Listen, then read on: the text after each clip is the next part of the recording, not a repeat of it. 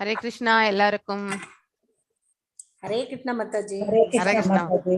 So எல்லாரும் நேத்து Hare Krishna Mataji. எல்லாரும் Hare Krishna. Hare Krishna. நேத்து பக்தி சாஸ்திரி கிளாஸை கேன்சல் பண்ண வேண்டியதாயிடுச்சு. ஏன்னா நேத்து சைத்தன்ய சரிதாமிரதம் கிளாஸ் இல்லாதனால யாருமே இல்லை. ஸோ ஐ திங்க் நானு, அதுக்கப்புறம் வந்து அமிர்தம் மாதாஜி, ஜெய்ஸ்ரீகண்ணன் மாதாஜி, அப்புறம் வந்து இன்னொரு மாதாஜி யாரு ஞாபகம் இல்லை. ஸோ ஒன்லி 4 people, ஒரு ரேவதி மாதாஜி இருந்தாங்க. ஸோ ஒன்லி 4 வேர் தேர். அதனால நான் நேற்று பக்தி சதாச்சார் கிளாஸை கேன்சல் பண்ண வேண்டியதாயிடுச்சு நேற்று.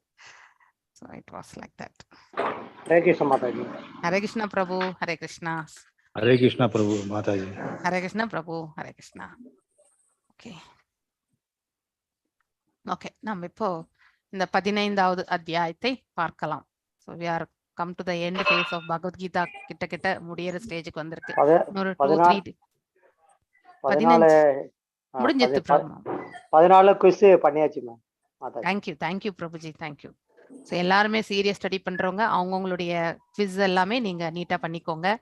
ஸோ தட் 18th சாப்டர் முடிஞ்ச உடனே நீங்க சப்மிட் பண்ணீங்கன்னாக்கா உங்களுக்கு அங்க வந்து டவுன்லோட் சர்டிஃபிகேட் ஆப்ஷன் இருக்கும்.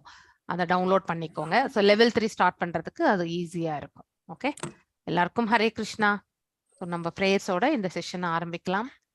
ஓம் நமோ பகவதே வாசுதேவாய. ஓம் நமோ பகவதே வாசுதேவாய. ஓம் நமோ பகவதே வாசுதேவாய. ஓம் அஜ்ஞானதிமிராந்தஸ்ய ஞானாஞ்சனய ஷலாக்கய சக்ஷுருன்மிலிதம் येन तस्मै श्री गुरवे नमः. श्री चैतन्य मनोभीष्टं स्थापितं येन भूतले स्वयं रूपा गदामाह्यं तदा स्वापदाण्डिकं. हे कृष्णा करुण सिन्धु दीनबन्धु जगत्पते गोपेशा गोपिका कान्त राधकान्त नमस्तुते. तप्त काञ्चन गौरांगी राधे वृन्दावनेश्वरी वृषभानुसुते देवी प्रणमामि हरिप्रिये. वाञ्छकल्पदारुभ्यश्च कृपसिन्धुभ्य एव च पतितनां पावनेभ्यो वैष्णवेभ्यो नमो नमः. जय श्री कृष्ण चैतन्य प्रभु नित्यानंद श्री अद्वैत गदाधार श्रीवासदि गौर भक्त वृंदा. हरे कृष्णा कृष्ण कृष्ण हरे हरे, हरे राम राम राम हरे हरे. எல்லாருக்கும் வணக்கங்கள். நம ஓம் விஷ்ணு பாதாய கிருஷ்ண பிரேஷ்டாய பூதலே ஸ்ரீமதி பக்தி வேதாந்த சுவாமினி இதி நாமினே. नामस्ते सारस्वते देवे गौरवाणी प्रचारिणे निर्विशेष शून्यवादे पाश्चायते देशधारिणे. जय श्री कृष्ण चैतन्य प्रभु नित्यानंद श्री अद्वैत गदाधार श्रीवासदि गौर भक्त वृंदा. हरे कृष्णा कृष्ण कृष्ण हरे हरे, हरे राम राम राम हरे हरे.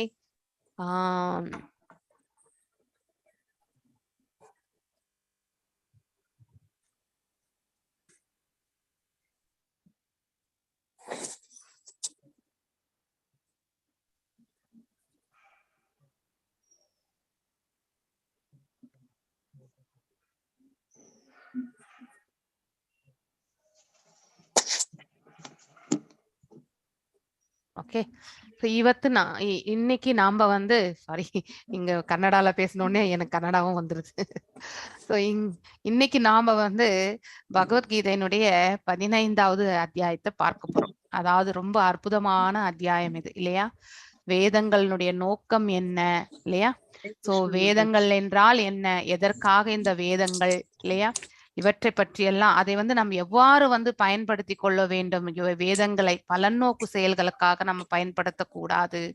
சோ பகவானை அவரை பற்றி தெரிந்து கொள்வதற்கே நாம இந்த வேத சாஸ்திரங்கள் முறைகளை எல்லாம் நாம செயல்படுத்தும் போது, நாம அதை ஃபாலோ பண்ணும் பொழுது கண்டிப்பா நமக்கு எந்த ஒரு எதிர்பார்ப்பும் இல்லாமல் நாம் அதை செயல்படுத்த வேண்டும். பக்தி கொண்டு நாம வேத சாஸ்திரங்களை நாம உபயோகப்படுத்தி பகவானை புரிஞ்சுக்கிறதுக்காக தான் நம்ம முயல வேண்டும். அதுதான் மெயின் பாயிண்டே.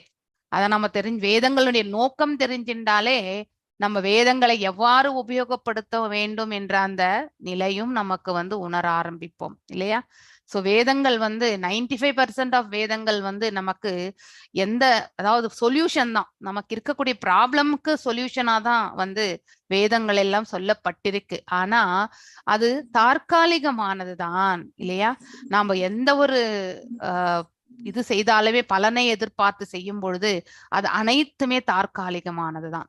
சோ திரும்பி திரும்பி நாம் அதை செய்யணும். இப்போ ஒரு தேவதையை வணங்குறோம் அப்படின்னாக்கா நம்ம கூட நவகிரக ஸ்தலங்களுக்கு எல்லாம் சென்று வருகின்றோம். நீங்க எங்க அஸ்ட்ராலஜி நீங்க பார்க்க போனீங்கன்னா கூட அவங்க சொல்லுவாங்க இல்லையா, இதை 1 இயருக்கு இல்ல 7 வருஷத்துக்கு நீங்க இதெல்லாம் பண்ணணும் அப்படின்லாம் சொல்லுவாங்க. ஏன்னா அந்த கிரக அமைப்பினுடைய காலகட்டங்களுக்கு நாம அத்தகைய செயலில் அதற்கான பூஜைகள் நாம செய்யணும். எஸ், பெனிடிக்ஷன்ஸ் இல்லையா?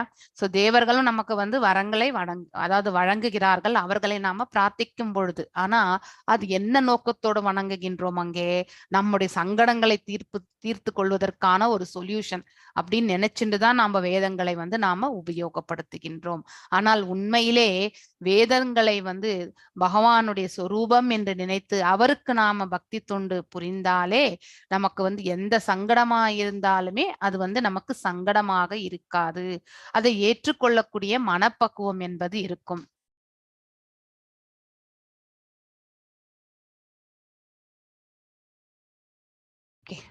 ஒரு நிமிஷம், ஒரே நிமிஷம்.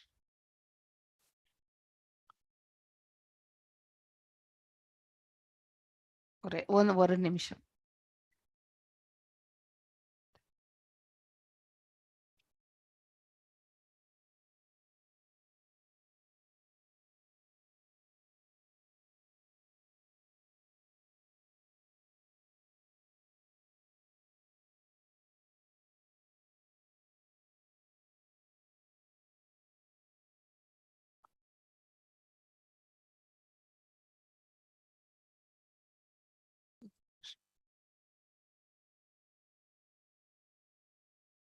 ஓகே,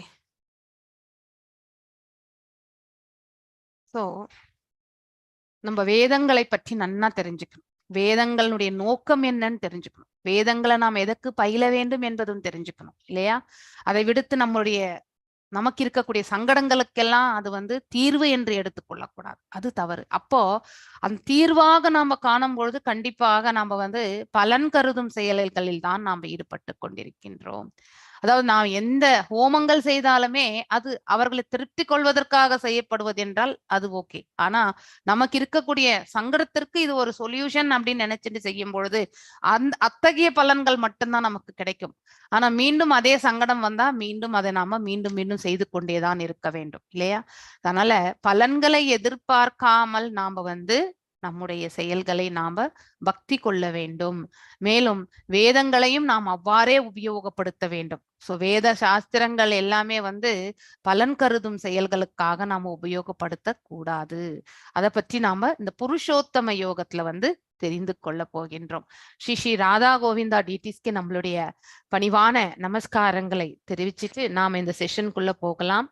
சோ போன அத்தியாயத்துல நாம் என்ன பார்த்தோம்? அதாவது கட்டுண்ட நிலை மற்றும் விடுதலை, இந்த இரண்டிற்கும் இருக்கக்கூடிய, அதாவது இரண்டுமே அந்த கட்டுண்ட நிலையிலிருந்து நாம் எவ்வாறு விடுதலை அடைய முடியும்? குணாதிசயங்களோட நாம ஐக்கியமா இருக்கும் பொழுது கண்டிப்பாக கட்டுண்ட நிலையில தான் இருக்கும். எப்ப நாம் இந்த 3 குணங்களுக்கு அப்பாற்பட்டு நாம நம்முடைய செயல்பாடுகளை எல்லாம் அமைத்துக் கொள்கின்றோமோ அப்ப நமக்கு விடுதலைக்கான மார்க்கத்தையும் நாம அதாவது அடையப்படுகின்றோம். Description of binding of pure soul by 3 modes இல்லையா? உண்மையிலே ஆத்மா, இன்னைக்கு காலையில கூட பாகவதம் கிளாஸ்ல நம்ம படிச்சப்போ அந்த 3rd canto 7வது அத்தியாயத்துல குவாலிட்டிஸ் ஆஃப் த சோல் இல்லையா, அதாவது ஆத்மாவனுடைய இயல்புகளை ரொம்ப அழகா நம்ம படிச்சோம் இல்லையா. உண்மையிலே ஆத்மா வந்து தூய்மையானவன், ஆனா அவனை நாம தான் கலங்கப்படுத்துகின்றோம் இல்லையா. இந்த இயற்கையினுடைய 3 குணங்களோட நாம சம்பந்தப்படும் பொழுது இந்த ஆத்மாவும் ஒரு செயலை வந்து செயல்படுவதற்கு வந்து புத்தியை வந்து தூண்டி விடுகின்றது. அதனால புத்தி, மனம் மற்றும் புலன்கள் எல்லாம் செயலாக்கத்தில் வந்து மேலும் வந்து அந்த கர்ம பலன்களுக்கு நாம பந்தப்பட்டு விடுகின்றோம். சோ ஆத்மா எந்த செயலுமே ஈடுபடுவது கிடையாது, அது செயலாற்றுவது கிடையாது. வெறுமனே உந்துதல் மட்டும்தான் அது புத்திக்கு இன்ஃபர்மேஷன் கொடுக்கும், அதை தவிர்த்து வேற எதுவுமே கிடையாது. ஆனா அதற்கு மூல காரணம் நம்ம எதையாவது ஒண்ணு பார்க்கறதோ கேட்கறதோ, இந்த புலன்களால் ஈர்க்கப்படும் பொழுது இமிடியட்டா வந்து அதற்கு எஸ் அப்படின்ற அந்த அக்னாலஜ்மெண்ட் மட்டும் ஆத்மா வந்து புத்திக்கு கொடுக்கும் இல்லையா. சோ இந்த இயற்கையினுடைய 3 குணங்களால் வந்து ஆத்மா கட்டுண்ட நிலையை வந்து ஏற்கின்றது. Recognising the supremacy of mode, supremacy of a mode within a person. அதாவது ஒருவருடைய ஹரே கிருஷ்ணா பிரபுஜி, ஏதாவது ப்ராப்ளம் இருக்கா, கேட்கலீங்களா? ஹரே கிருஷ்ணா. இல்ல நான் இப்ப இந்தியால இருந்து கேட்டுட்டு இருக்கேன், இப்பதான் அட்டெண்ட் பண்றேன் class. No problem, no problem Prabhuji. Hare Krishna, Hare Krishna. So recognising the supremacy of mode within a person இல்லையா, நம்மளுடைய பிறவி பலன் இல்லையா, நாம் ஆற்றிருக்கக்கூடிய கடமைகள் முந்தைய ஜென்மத்தில் அதனுடைய பலன் இல்லையா, அதை தான் நாம ஒரு பர்டிகுலர், அதாவது ஒரு குறிப்பிட்ட குணாதிசயத்தில் நாம வந்து ஐக்கியமாகி விடுகின்றோம் இல்லையா. அதை நாம ஐடென்டிஃபை பண்ண முடியும், நாம சத்துவத்துல இருக்கோமா இல்ல ரஜோல இருக்கிறோமா இல்ல தாம்சிக்ல இருக்குமா அப்படிங்கறது வந்து நாம ஆற்றக்கூடிய செயல்களிலிருந்து நம்ம கண்டிப்பாக அதை வந்து புரிந்து கொள்ள முடியும். சோ மேலும் ஒரு ஒரு உயிர் வாழைக்குள்ளேயே இப்படிப்பட்ட குணாதிசயம் இருக்கிறது என்பது அவனுடைய சுபாவம், நடத்தையிலிருந்து அவன் ஆற்றக்கூடிய கர்மங்களிலிருந்து நமக்கு அது வெளிப்படுத்திவிடும். அப்புறம் செயல்கள், அவர்கள் 3 குணாதிசயங்களில் இருப்பவர்கள் வந்து எந்தெந்த இதுல வந்து செயல்படுவார்கள். சத்வத்துல வந்து ஒரு செயலை வந்து சத்வத்துல வேறு விதமாக ஆற்றுவார்கள், ரஜோல வேறு விதமாக இருக்கும், தாம்சிக்ல இன்னொரு விதமா இருக்கும் இல்லையா. சோ அதே மாதிரி இறந்த பிறகு வந்து நாம வந்து எங்கே செல்கின்றோம், சத்வ குணத்தில் இருப்பவர்கள், ரஜோ குணத்தில் இருப்பவர்கள், தாமசிக் குணத்துல இருக்கிறவங்க எங்க செல்வார்கள் இல்லையா. சோ தாமசிக் குணத்துல இருக்கிறவங்க கண்டிப்பா நரக உலகங்களும் கீழ் உலகங்களுக்கும் நிரந்தரமாக பகவான் தள்ளிவிடுகின்றார். கொஞ்சமா இருந்தா அதாவது விலங்காக பிறக்கிறதுக்கும் நமக்கு வாய்ப்புண்டு. ரஜோகுணம் இருந்தால் அதே பலன் நோக்கு கருதக்கூடிய அத்தகைய அதாவது உயிர்வாழிகள் அந்த குடும்பத்தில் வந்து பிறக்கிறதுக்கான வாய்ப்பு கிடைக்கின்றது. சத்துவ குணத்தில் இருக்கும் பொழுது நம்ம வந்து அதாவது தூய்மையான, அதாவது ஒரு நல்ல ஒரு குடும்பத்தில் பிறக்கக்கூடிய வாய்ப்பு இல்லையா, ஞானத்தை அபிவிருத்தி கொள்ளக்கூடிய அந்த வாய்ப்பு. மேலும் வந்து அவர்கள் வந்து சுத்த சத்துவ நிலை அடைந்தால் விடுதலை அடையக்கூடிய மார்க்கத்திற்கும் அவர்கள் செல்கிறார்கள். ஆனால் ஒரு உயிர்வாழி இந்த 3 குணங்களுக்கு அப்பாற்பட்டு கடந்து செல்லக்கூடிய அந்த முயற்சியை வந்து அவர்கள் மேற்கொள்ள வேண்டும். டிரான்சிடெண்டிங் த மோட்ஸ் அப்படின்னாக்கா அந்த இயற்கையினுடைய இந்த 3 குணங்களுக்கு அப்பாற்பட்டு அவர்கள் வந்து தங்களுடைய முயற்சிகளை வந்து மேற்கொண்டு சுத்த சத்துவம் அல்லது பிரம்ம நிலைக்கு அவர்கள் வந்து செல்ல வேண்டும். அதற்கு அவர்கள் என்ன செய்ய வேண்டும், அவர்கள் ஆற்றக்கூடிய கர்மங்கள் அனைத்தும் பலன்களை எதிர்பார்க்காமல் செய்ய வேண்டும். மேலும் வந்து தத்துவங்களில் எல்லாமே வந்து உள்ளதை உள்ளபடி உணரக்கூடிய பக்குவத்தை வந்து அடையறதுக்கு வந்து பகவான் மீது பக்தி கொள்ளும் பொழுது பகவானும் அவர்களுக்கு ஞானத்தை வழங்குகிறார். அந்த உண்மையான ஞானத்தை கொண்டுதான் அவரை உணர வேண்டும். அதை விடுத்து நம்ம வந்து நம்மளுடைய கற்பனைக்கேற்றவாறு யூகங்களை அமைத்து நாம உணர்ந்து கொள்ளக்கூடாது, அது தவறாகிவிடும் இல்லையா. சோ இப்படி குணாதிசயங்களுக்கு ஏற்றவாறு ஒரு உண்மையிலே இந்த பிரபஞ்சத்துல 3 குணங்கள் தான் டாமினன்ட் இல்லையா. குணா என்றால் கயிறு இல்லையா. இந்த 3 கயிறுகளுக்கு மத்தியில தான் ஒரு உயிர்வாழி அன்றாடம் தத்தளித்து கொண்டே இருக்கின்றான். சோ சத்துவம் ஒரு பக்கம் இழுக்கும், ரஜோ ஒரு பக்கம் இழுக்கும், தாம்சிக் ஒரு பக்கம் இழுக்கும் இல்லையா. எது பலமா இருக்கோ அதன் தரப்பில் மனது வந்து சென்றுவிடும். அதற்கேற்றவாறு அந்த புலன்களும் செயல்பட ஆரம்பித்து விடும். அதனால நம்ம எப்பவுமே ஒரு பேலன்ஸ்டா இருக்கிறதுக்கு இல்லையா, அதாவது ஒரு பக்குவமான மனசை வந்து ஏற்படுத்தி கொள்வதற்கான செயல்களில் மட்டுமே நாம் ஈடுபட வேண்டும். மேலும் இந்த 15 அத்தியாயத்தினுடைய சுருக்கம் வந்து அதாவது மொத்தம் 20 ஸ்லோகங்கள். இந்த 20 ஸ்லோகங்கள்ல முதல் 5 ஸ்லோகங்கள் வந்து becoming detached from material world, அதாவது இந்த பௌதீக இயற்கையிலிருந்து நாம வந்து பற்றற்ற நிலையில், அதாவது நாம் ஆற்றக்கூடிய கர்மங்களுடைய பலன்களை துரத்தல், அதன் மேல் பற்று கொள்ளாமல் நாம வந்து செயல்படுதல், the reflection of the spiritual world இல்லையா. சோ அது வந்து இந்த மாதிரியான நிலையில் நாம் ஆற்றும் பொழுது இந்த உலகத்திலே வாழும் பொழுதே நாம விடுதலை அடையக்கூடிய தன்மையை பெறுகின்றோம். மேல் உலகத்துல எவ்வாறு இருக்க முடியுமோ அதே நிலையை நாம் இந்த உலகத்திலுமே நம்மளால அடைய பெற முடியும். மேலும் 6வது ஸ்லோகத்திலிருந்து 11வது ஸ்லோகம் வந்து புருஷோத்தம யோகம், அதாவது நம்ம புருஷர்களிலே உத்தமம் என்று சொல்லப்படுவது பகவான் தான். அதனால்தான் ஈஸ் உத்தமா என்ற புருஷா, ஸோ ஹையஸ்ட் அவர் தான். புருஷா என்றால் வந்து முதன்மை புருஷா அவரை தான் குறிக்கும். 2வது புருஷா இந்த சேத்திரத்துக்கு உரியவனா இருக்கக்கூடியவன் தான் வந்து 2ஆம் புருஷா இல்லையா. சோ நாமெல்லாம் நம்முடைய சேத்திரத்துக்கு மட்டும்தான் புருஷா. ஆனா பகவான் எல்லாருடைய ஹிருதயங்களிலுமே இருந்து கொண்டு ஆத்மாவை இயக்கி கொண்டிருக்கின்றார். அவருக்கு எல்லோரையுமே தெரியும் இல்லையா, எல்லாரையுமே தெரியும். நமக்கு நாம் ஆற்றக்கூடிய ஒவ்வொரு கணக்குமே இல்லையா, நாம தவறு இழைத்தாலும் அந்த அக்கௌண்ட் பேலன்ஸ்ல போய் பாவத்துல வந்து அக்கௌண்ட் ஆயிடும். நற்காரியங்கள் செய்தால் புண்ணியத்தினுடைய இதுல வந்து அக்கௌண்டபிலிட்டி எதுவுமே வந்து டீவியேஷனே இருக்காது. அதனால ஹீ நோஸ் எவ்ரி ஒன், எல்லாரையுமே அவருக்கு தெரியும் இல்லையா. சோ அது மாதிரி புருஷோத்தம யோகத்தை நாம வந்து ஏனென்றால் எதற்கு இந்த புருஷோத்தமம் என்று சொல்லப்படுகின்றது, புருஷர்களிலே உத்தமமானவர் எல்லாம் வல்ல இறைவன் இல்லையா. சோ அவர் வந்து இந்த 3 குணங்களுக்குமே அப்பாற்பட்டவர். வேதத்தினுடைய நாயகனும் அவர்தான், வேதங்களால் அறியப்பட வேண்டியவரும் அவர்தான் இல்லையா. சோ அது வந்து நமக்கு வந்து ஆழ்நிலையான அந்த மனதை வந்து ஏற்படுத்தி கொடுக்கும். நாம் அவரை வந்து பக்தி கொள்ளும் பொழுது இந்த ஹிருதயத்தை வந்து நாம வந்து தூய்மைப்படுத்த முடியும். ஆத்மா தூய்மை அடைகின்றது.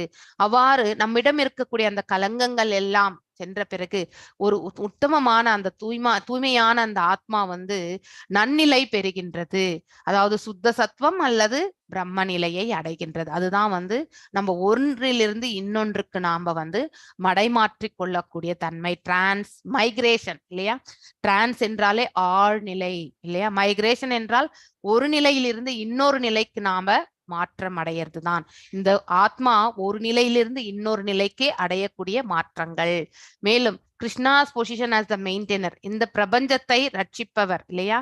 சோ பகவான் அவர் இல்லையா. காலையில கூட நான் உங்களுக்கு பகவானை பற்றி எடுத்துரைத்தேன்.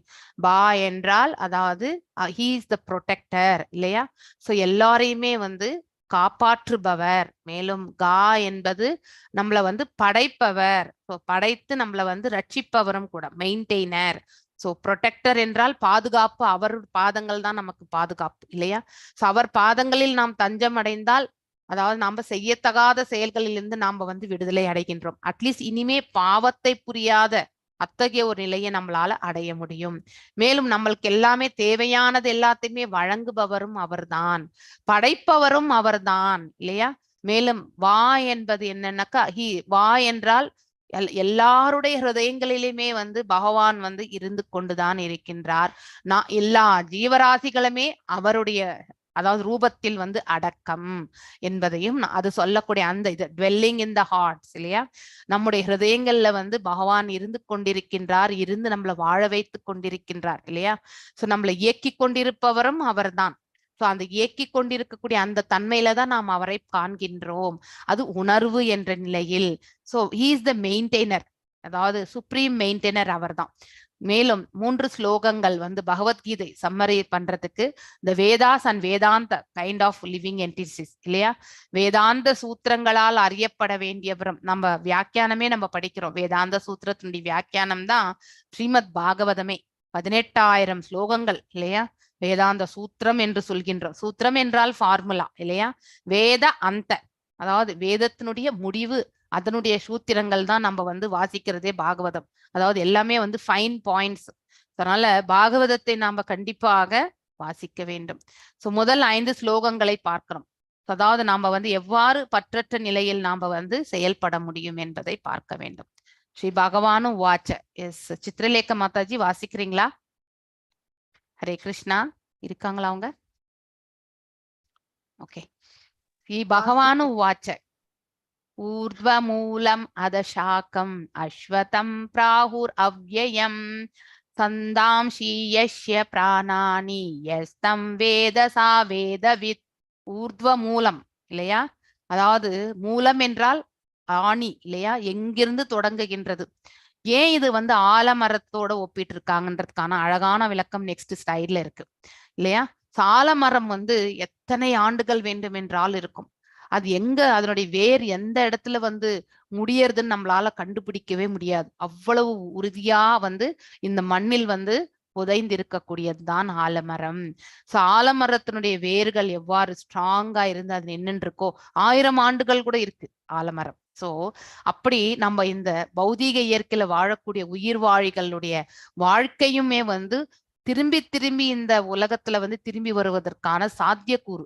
ஏன்னா இந்த உயிர்வாழிகள் மாயையால் கட்டுப்பட்டவர்கள் இல்லையா, குறையுடைய புலன்களோட, மேலும் வந்து பலநோக்கு கருது செயல்கள், இப்படிப்பட்ட ஒரு செயல்களில் எல்லாம் ஈடுபடும் பொழுது நம்மள ஸ்ட்ராங்கா எப்படி அந்த ஆணி வேர் மாதிரி வந்து நம்ம மீண்டும் மீண்டும் இந்த புனரப்பி ஜனனம் புனரப்பி மரணம் இந்த இதுல வந்து நம்ம சுத்திக்கிட்டே தான் இருப்போம். இந்த சைக்கிள் ஆஃப் பர்த் அண்ட் டெத்ல நாம மீண்டும் மீண்டும் வந்து சுழண்டு கொண்டே இருப்போம். மேல் நோக்கிய வேர்கள், அதாவது ஆலமரத்தினுடைய விழுதுகளை தான் வந்து மேல் நோக்கி மேல போக போக அகலமா இருக்கும், கீழே வரும்போது பாத்தீங்கன்னாக்கா குறுகலா வந்து சில அந்த விழுதுகள் வந்து மண்ணோட கூட வந்து புதைஞ்சிருக்கும், அவ்வளவு ஸ்ட்ராங்கா இருக்கும் இல்லையா.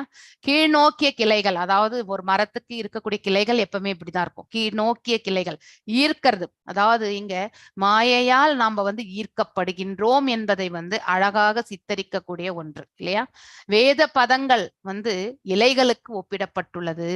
வேத பதங்கள், அதாவது ஆலமரத்துல எத்தனை இலை இருக்குன்னு நம்மளால கண்டுபிடிக்க முடியுமா? கண்டிப்பா முடியாது இல்லையா, கவுண்ட் பண்ண முடியுமா?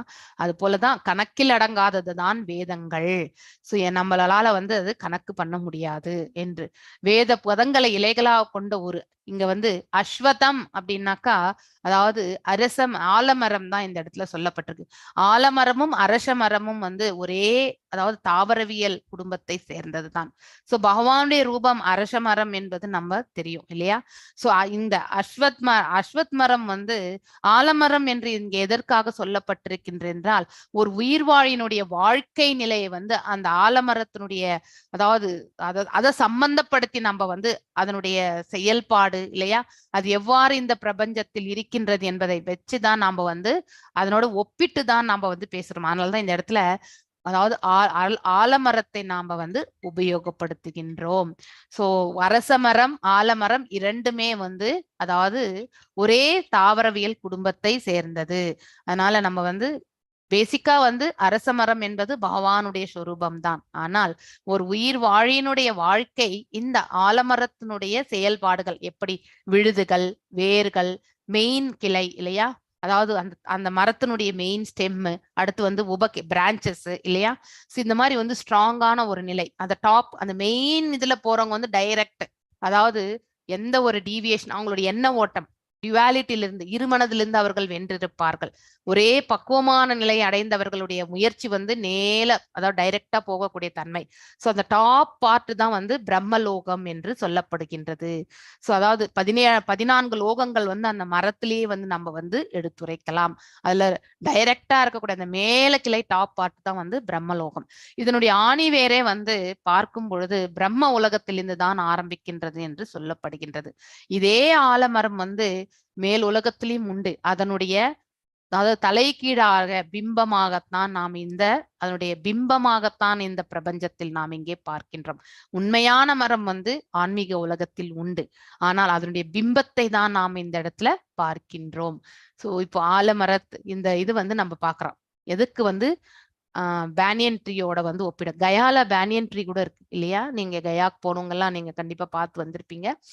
சோ பர்வர்டட் ரிஃப்ளெக்ஷன், அதாவது தலைகீழாக வந்து அதனுடைய பிம்பத்தை தான் நாம் இந்த இடத்துல பௌதீக உலகத்துல பார்க்கின்றோம். ஆன்மீக உலகத்துல நேரா இருக்கக்கூடிய உண்மையான மரத்தை நாம் அங்கே காண்கின்றோம். சோ எதற்கு இந்த ஆலமரத்தோட நாம் இந்த இடத்துல ஒப்பிட்டு இருக்கோம் என்பதை இந்த இடத்துல வந்து பதத்துல விளக்கப்பட்டிருக்கு. Material world is described as an upside down banyan tree. இது பகவானே சொல்றது நமக்கு வந்து இந்த பகவத்கீதையில 15வது அத்தியாயத்துல அவரே வந்து சொல்கின்றார் இந்த இடத்துல, தலைகீழான பிம்பமாகத்தான் அந்த மரம் இருக்கின்றது.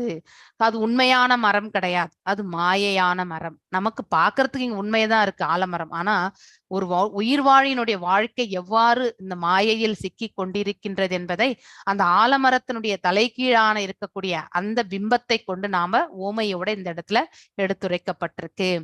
why entire material world is compared to banyan tree? எதற்கு வந்து நம்முடைய இந்த பௌதிக வாழ்க்கையை வந்து ஆலமரத்தோடு ஒப்பிட்டிருக்கிறார்கள் என்பதற்கான விளக்கம்.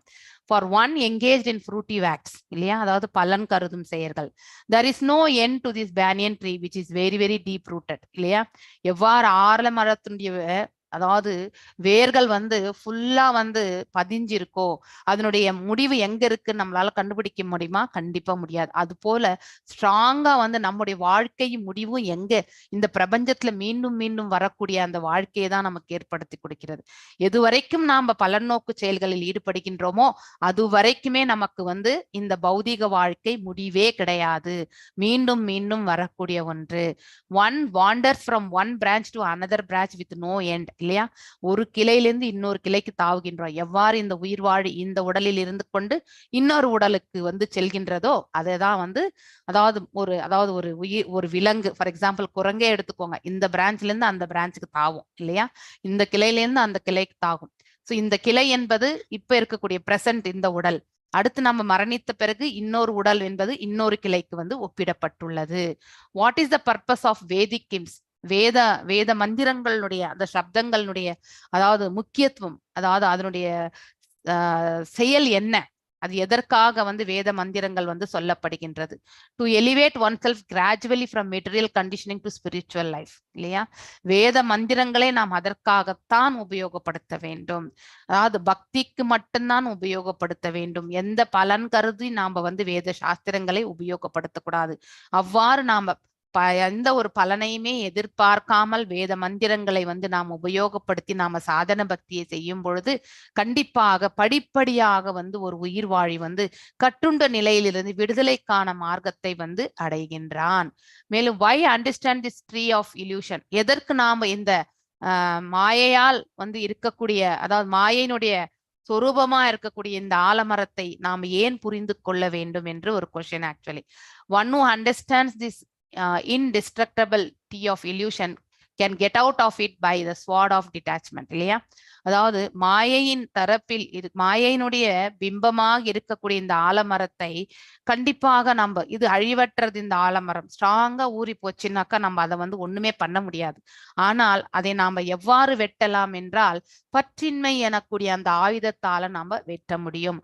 நாம் ஆற்றக்கூடிய காரியங்களில் வந்து எந்த பலனையுமே எதிர்பார்க்காமல் நம்முடைய கடமையாக ஏற்றுக்கொண்டு நாம் செய்தோம் என்றால் அந்த செயல்களுடைய பாவங்கள் வந்து நமக்கு பந்தப்படுவது கிடையாது.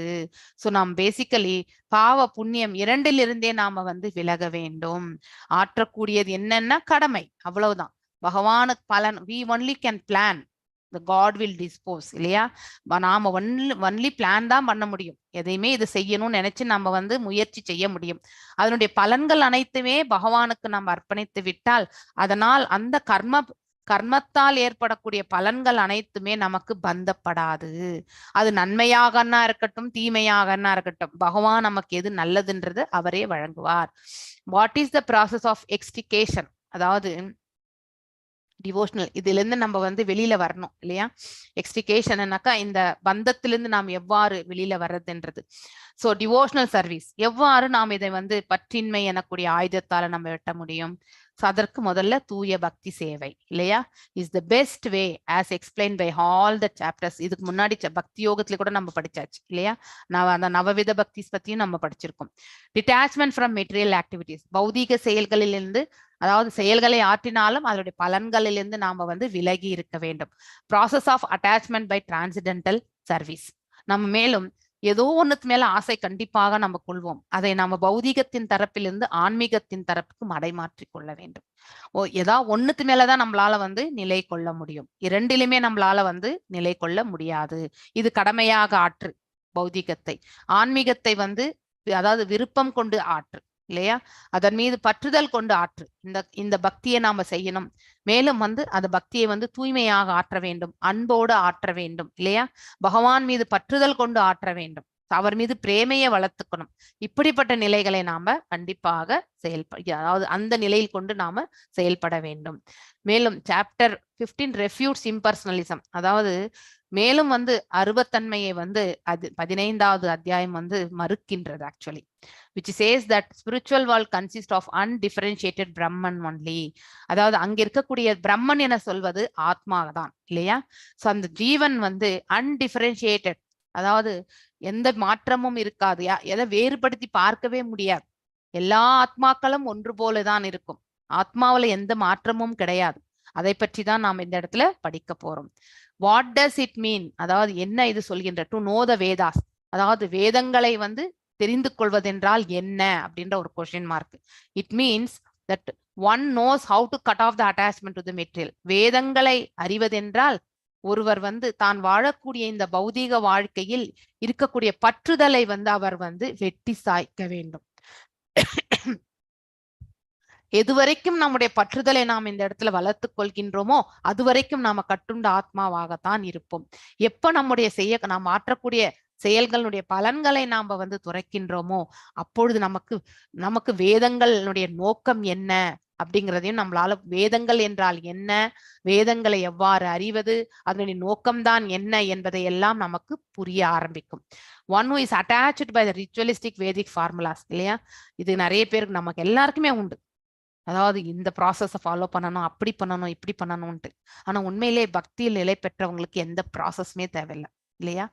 ஸோ அழகா இதுக்கு ஒரு எக்ஸாம்பிள் சொல்லணும்னாக்கா, ஒரு கோபீஸ் எல்லாருமே அவங்க எப்பயுமே நாமம் போட மாட்டாங்க, நீங்க பார்த்திருக்கீங்களா? ஏன்னா அவங்க பிரேம பக்தியில இருக்காங்க. தே won't put நாமாஸ். நாம எல்லாருமே இன்னும் சாதன பக்தியில இருக்கும். சாதன பக்தியில இருக்கிறதுனால தான் நம்ம இந்த ரிச்சுவலிஸ்டிக் எல்லாமே நம்ம உபயோகம், இதெல்லாம் நமக்கு தூய்மைப்படுத்துவதற்காக தான் இல்லையா ஃபாலோ பண்றது. 12 இடங்கள்ல நம்ம வந்து நாமங்களை இல்லையா, கேசவாய, நாராயணாய, மாதவாய, கோவிந்தாய, இப்படி எல்லாமே நம்ம வந்து சொல்லி அவருக்கு 12 இடங்கள் இல்லையா, இங்கே, அதுக்கப்புறம் நாபி, ஹிருதயம், கழுத்து, அதுக்கப்புறம் வந்து ரைட் சைடு அதாவது வயிற்று பகுதி மற்றும் கை, தோல், அதுக்கப்புறம் ஷோல்டர், அது மாதிரி லெஃப்ட், இந்த மாதிரி 12, பின்னாடி பேக் சென்டர், அதுக்கப்புறம் ஸ்பைனல் கார்டு, அதுக்கப்புறம் தலை இல்லையா, கடைசியில வாசுதேவ். இதெல்லாம் சொல்லிதான் 12 இடங்கள்ல வந்து நாம பகவானுடைய நாமத்தை சொல்லி நாமத்தை நாம போட்டுக்கிறோம். வை வி புட் திஸ், இது நம்மள வந்து தூய்மைப்படுத்துகின்றது. ஸோ வென் யூ பிராக்டிஸ் த சாதன பக்தி நம்மள வந்து தூய்மையான ஒரு நிலைக்கு வந்து இட்டு செல்கின்றது. ஒரு சமயம் வரும்பொழுது நாம வந்து பக்குவ நிலையை அடைந்து ஒரு தூய பக்தர் ஆகிவிட்டால் அதற்கு மேற்பட்டு நம்ம வந்து அந்த முத்திரைகள் போடவில்லை என்றாலும் அது தானாகவே நம்ம வந்து பரிபாலிக்கின்றோம் என்ற உணர்வினாலேயே நாம அதையெல்லாம் வந்து செயலாற்றி கொண்டிருக்கின்றோம் என்ற அர்த்தம். ஸோ கோபீஸ் வந்து பிரேம பக்தியில இருந்தார்கள் இல்லையா, அவர்கள் நாமம் எதுவும் இட்டுக்கல, பகவானை வந்து தன்னுடைய ரிலேஷன்ஷிப்பா தான் நினைச்சாங்க. அங்கே வந்து மாதுரிய ரசம், சாக்கிய ரசம் வந்து மேலோங்கி இருந்தது. ஸோ அந்த நிலை கொள்ளும் பொழுது நாம கூட எதுவுமே வந்து, அதாவது ரிச்சுவல்ஸ் எல்லாமே இப்படிதான் பரிபாலிக்கணும்னு இல்லை, தானாகவே நம்ம ஆற்றக்கூடிய அனைத்துமே அவருக்கு சமர்ப்பிக்கும் பொழுது ஒவ்வொரு காரியமுமே அவருக்கு சமர்ப்பித்து விடுவோம் இல்லையா. அப்போ இது மட்டும்தான் ஸ்பெசிபிக்கா நம்ம செய்ய வேண்டிய அவசியம் கிடையாது. ஸோ இந்த சாதன பக்தி எல்லாருமே வந்து முதன்மை நிலையில இருக்கிறவங்களுக்கு தான் நமக்கு இது எல்லாமே இல்லையா. ஒரு காலகட்டம் வரும்பொழுது நாம வந்து, அதாவது பிரேம பக்தி, பாவ பக்தி என்று வரும்பொழுது நம்ம அதை வந்து பரிபாலிக்கவில்லை என்றாலும் அது இட் இஸ் அசியூம்டு ஆக்சுவலி இல்லையா. ஸோ அதனால இதை நம்ம மேலும், இப்போ ஒரு உத்தம பக்தர் இருக்கின்றார் என்றால் அவரும் இதை பரிபாலிக்கின்றார். ஏனென்றால் உத்தம பக்தராக இருந்தாலும் நம்மள மாதிரி சாதன பக்தி செய்யறவங்களுக்கு வழி நடத்தணும்னா அவரும் வந்து முன் உதாரணமாக இருக்க வேண்டும். அதற்காக தான் இது எல்லாமே. அவர்கள் உள்ளுக்குள்ள வந்து they are all elevated இல்லையா, விடுதலை அடைந்த ஆத்மாக்கள். ஆனால் அவர்களிலிருந்து நாம பெறக்கூடிய அந்த ஞானம் வந்து அவர்கள் எதை பரிபாலிக்கின்றார்களோ, அவர் எதை ஓமையாக எடுத்து அமைத்து கொடுக்கிறார்களோ அதை நாம வந்து பரிபாலித்து பக்குவ நிலைக்கு அடைய வேண்டும். அதற்காக அவர்கள் அதை செயல்படுத்துவார்கள். ஆனால் உண்மையிலே அதெல்லாம் அவர்கள் செயல்படுத்தவில்லை என்றாலும் ஒன்றும் ஆகாது. ஏனென்றால் அந்த நிலையை அவர்கள் அடைந்து விட்டார்கள். ஸோ அதனால நம்ம இந்த ரிச்சுவலிஸ்டிக் ஃபார்முலாஸ் எல்லாமே நம்மளை பக்குவப்படுத்துறதுக்கு தான். It's just attracted by the beautiful. So எவ்வாறு அதாவது இந்த ரிச்சுவலிஸ்ட் வேதிக் ரிச்சுவல்ஸ் எல்லாமே நம்ம செய்யறோம் இல்லையா, அதெல்லாம் நம்ம பலன் கருதி செய்யக்கூடிய செயல்கள். எவ்வாறு அந்த ஆலமரத்தினுடைய அதாவது பச்சை பசேன்னு இருக்கக்கூடிய அந்த இலையை பார்த்து நம்ம வந்து ஈர்க்கப்படுகின்றோம் இல்லையா, அதே மாதிரிதான் வேதங்களால் வேத சாஸ்திரங்களை நாம வந்து செயல்படும் பொழுது அதனுடைய பலன் கருதி செய்தோம் என்றால் அதுக்கு ஓமை வந்து இதுவாக சொல்லப்பட்டிருக்கின்றது. மேலும் it does not know the purpose of Vedas இல்லையா, அதாவது வேதங்களுடைய நோக்கமே அறியாம தான் நாம் அதை செயல்படுத்துகின்றோம். நம்முடைய சங்கடங்களுக்கு வந்து அதாவது ஒரு சொல்யூஷனா தான் நாம் அதை வந்து உபயோகப்படுத்துகின்றோம். அது மிக தவறு. So material world is the tree nourished by 3 modes and fruitive activities. Shastri இது யாரு இந்த கேளப்பா. Material world is a tree nourished by 3 modes and fruitive acts. அதாவது பலன் கருதும் செயல்கள் மற்றும் வந்து இந்த இயற்கையினுடைய 3 குணங்களால் வந்து இந்த பௌதிக இயற்கை வந்து வளம் அதாவது செழித்து இருக்கின்றது. Different species manifest according to the proportion of the mode இல்லையா. வெவ்வேறு உயிர்வாழிகள் சத்துவத்துல இருக்கிறவங்க ஒரு மாதிரி செயல்படுவாங்க, ரஜோல இருக்கிறவங்க ஒரு மாதிரி செயல்படுவாங்க, அடுத்து வந்து தாம்சிக்ல இருக்கிறவங்க ஒரு மாதிரி செயல்படுவாங்க இல்லையா. அவங்களுடைய வெளிப்பாடே வந்து இல்லையா, அவங்களுடைய சுபாவம் நடத்தை இது எல்லாமே வந்து வெவ்வேறு நிலைகள்ல தான் இருக்கும் இல்லையா. Sometimes we find that the tract of land is barren இல்லையா. Sometimes we find the tract of land, அதாவது சில சமயத்துல வந்து பாத்தீங்கன்னா நிலம் வந்து பாத்தீங்கன்னா தரிசு நிலமா இருக்கும், அதாவது தண்ணீர் இல்லாம, சில சமயத்துல நல்ல செழிப்பா இருக்கும் இல்லையா. அது எல்லாமே அந்தந்த நிலைகளுக்கு ஏற்றவாறுதான் அமைய பெற்றிருக்கின்றது. Similarly, where a particular mode of material nature are proportionately greater in quantity, the different species of life are manifested accordingly இல்லையா. அதாவது ஒவ்வொரு பௌதீக அதாவது where particular mode of material nature சத்வம் ரஜஸ் மற்றும் தமஸ் இல்லையா are proportionally greater in quantity. ஒரு இடத்துல வந்து சத்துவம் மேலோங்கி இருக்கலாம், ஒருத்தர்கிட்ட ரஜோ மேலோங்கி இருக்கலாம், ஒருத்தர்கிட்ட தாம்சிக் மேலோங்கி இருக்கலாம் இல்லையா. அதற்கேற்றவாறுதான் வந்து அந்த உயிர்வாழினுடைய நிலையும் வந்து அமையப்பெறும். அஞ்ஞானத்தில் இருப்பவர்களுடைய செயல்பாடுகள் அநேக பாவ விளைவுகளை வந்து அதாவது பாவங்களை வந்து செய்வார்கள், அந்த விளைவுகளுக்காக அவர்கள் பந்தப்படுவார்கள். அதே மாதிரி ரஜோகுணத்தில் இருப்பவர்கள் அவர்கள் ஆற்றக்கூடிய காரியங்கள் வந்து பலன்களை எதிர்பார்த்து வந்து செயல்படுவார்கள். மேலும் சத்துவகுணத்தில் இருப்பவர்கள் வந்து அதாவது ஞானத்தையும் மற்றும் வந்து அதாவது சுகத்தையும் வந்து எதிர்பார்த்து செயல்படுவார்கள். 3 குணங்களுமே நமக்கு வந்து கட்டுண்ட நிலைதான், மீண்டும் திரும்பி வர வேண்டியதுதான். சத்தத்துல எதற்கு மேலோங்கி சொல்றோம்னா, சத்வத்தில் நிலை கொள்ளும் பொழுது அவர்கள் ஞானத்தின் தரப்பில் வந்து தேடி செல்லும் பொழுது அப்போ உண்மையான ஞானத்தை அடையக்கூடிய மார்க்கத்தை அவர்கள் பெறுகிறார்கள். சோ அப்போ அவங்களுக்கு இந்த கட்டுண்ட நிலையில் இருந்து அவர்கள் வந்து விடுதலை அடையக்கூடிய மார்க்கத்தை அவர்கள் வந்து அடைகிறார்கள்.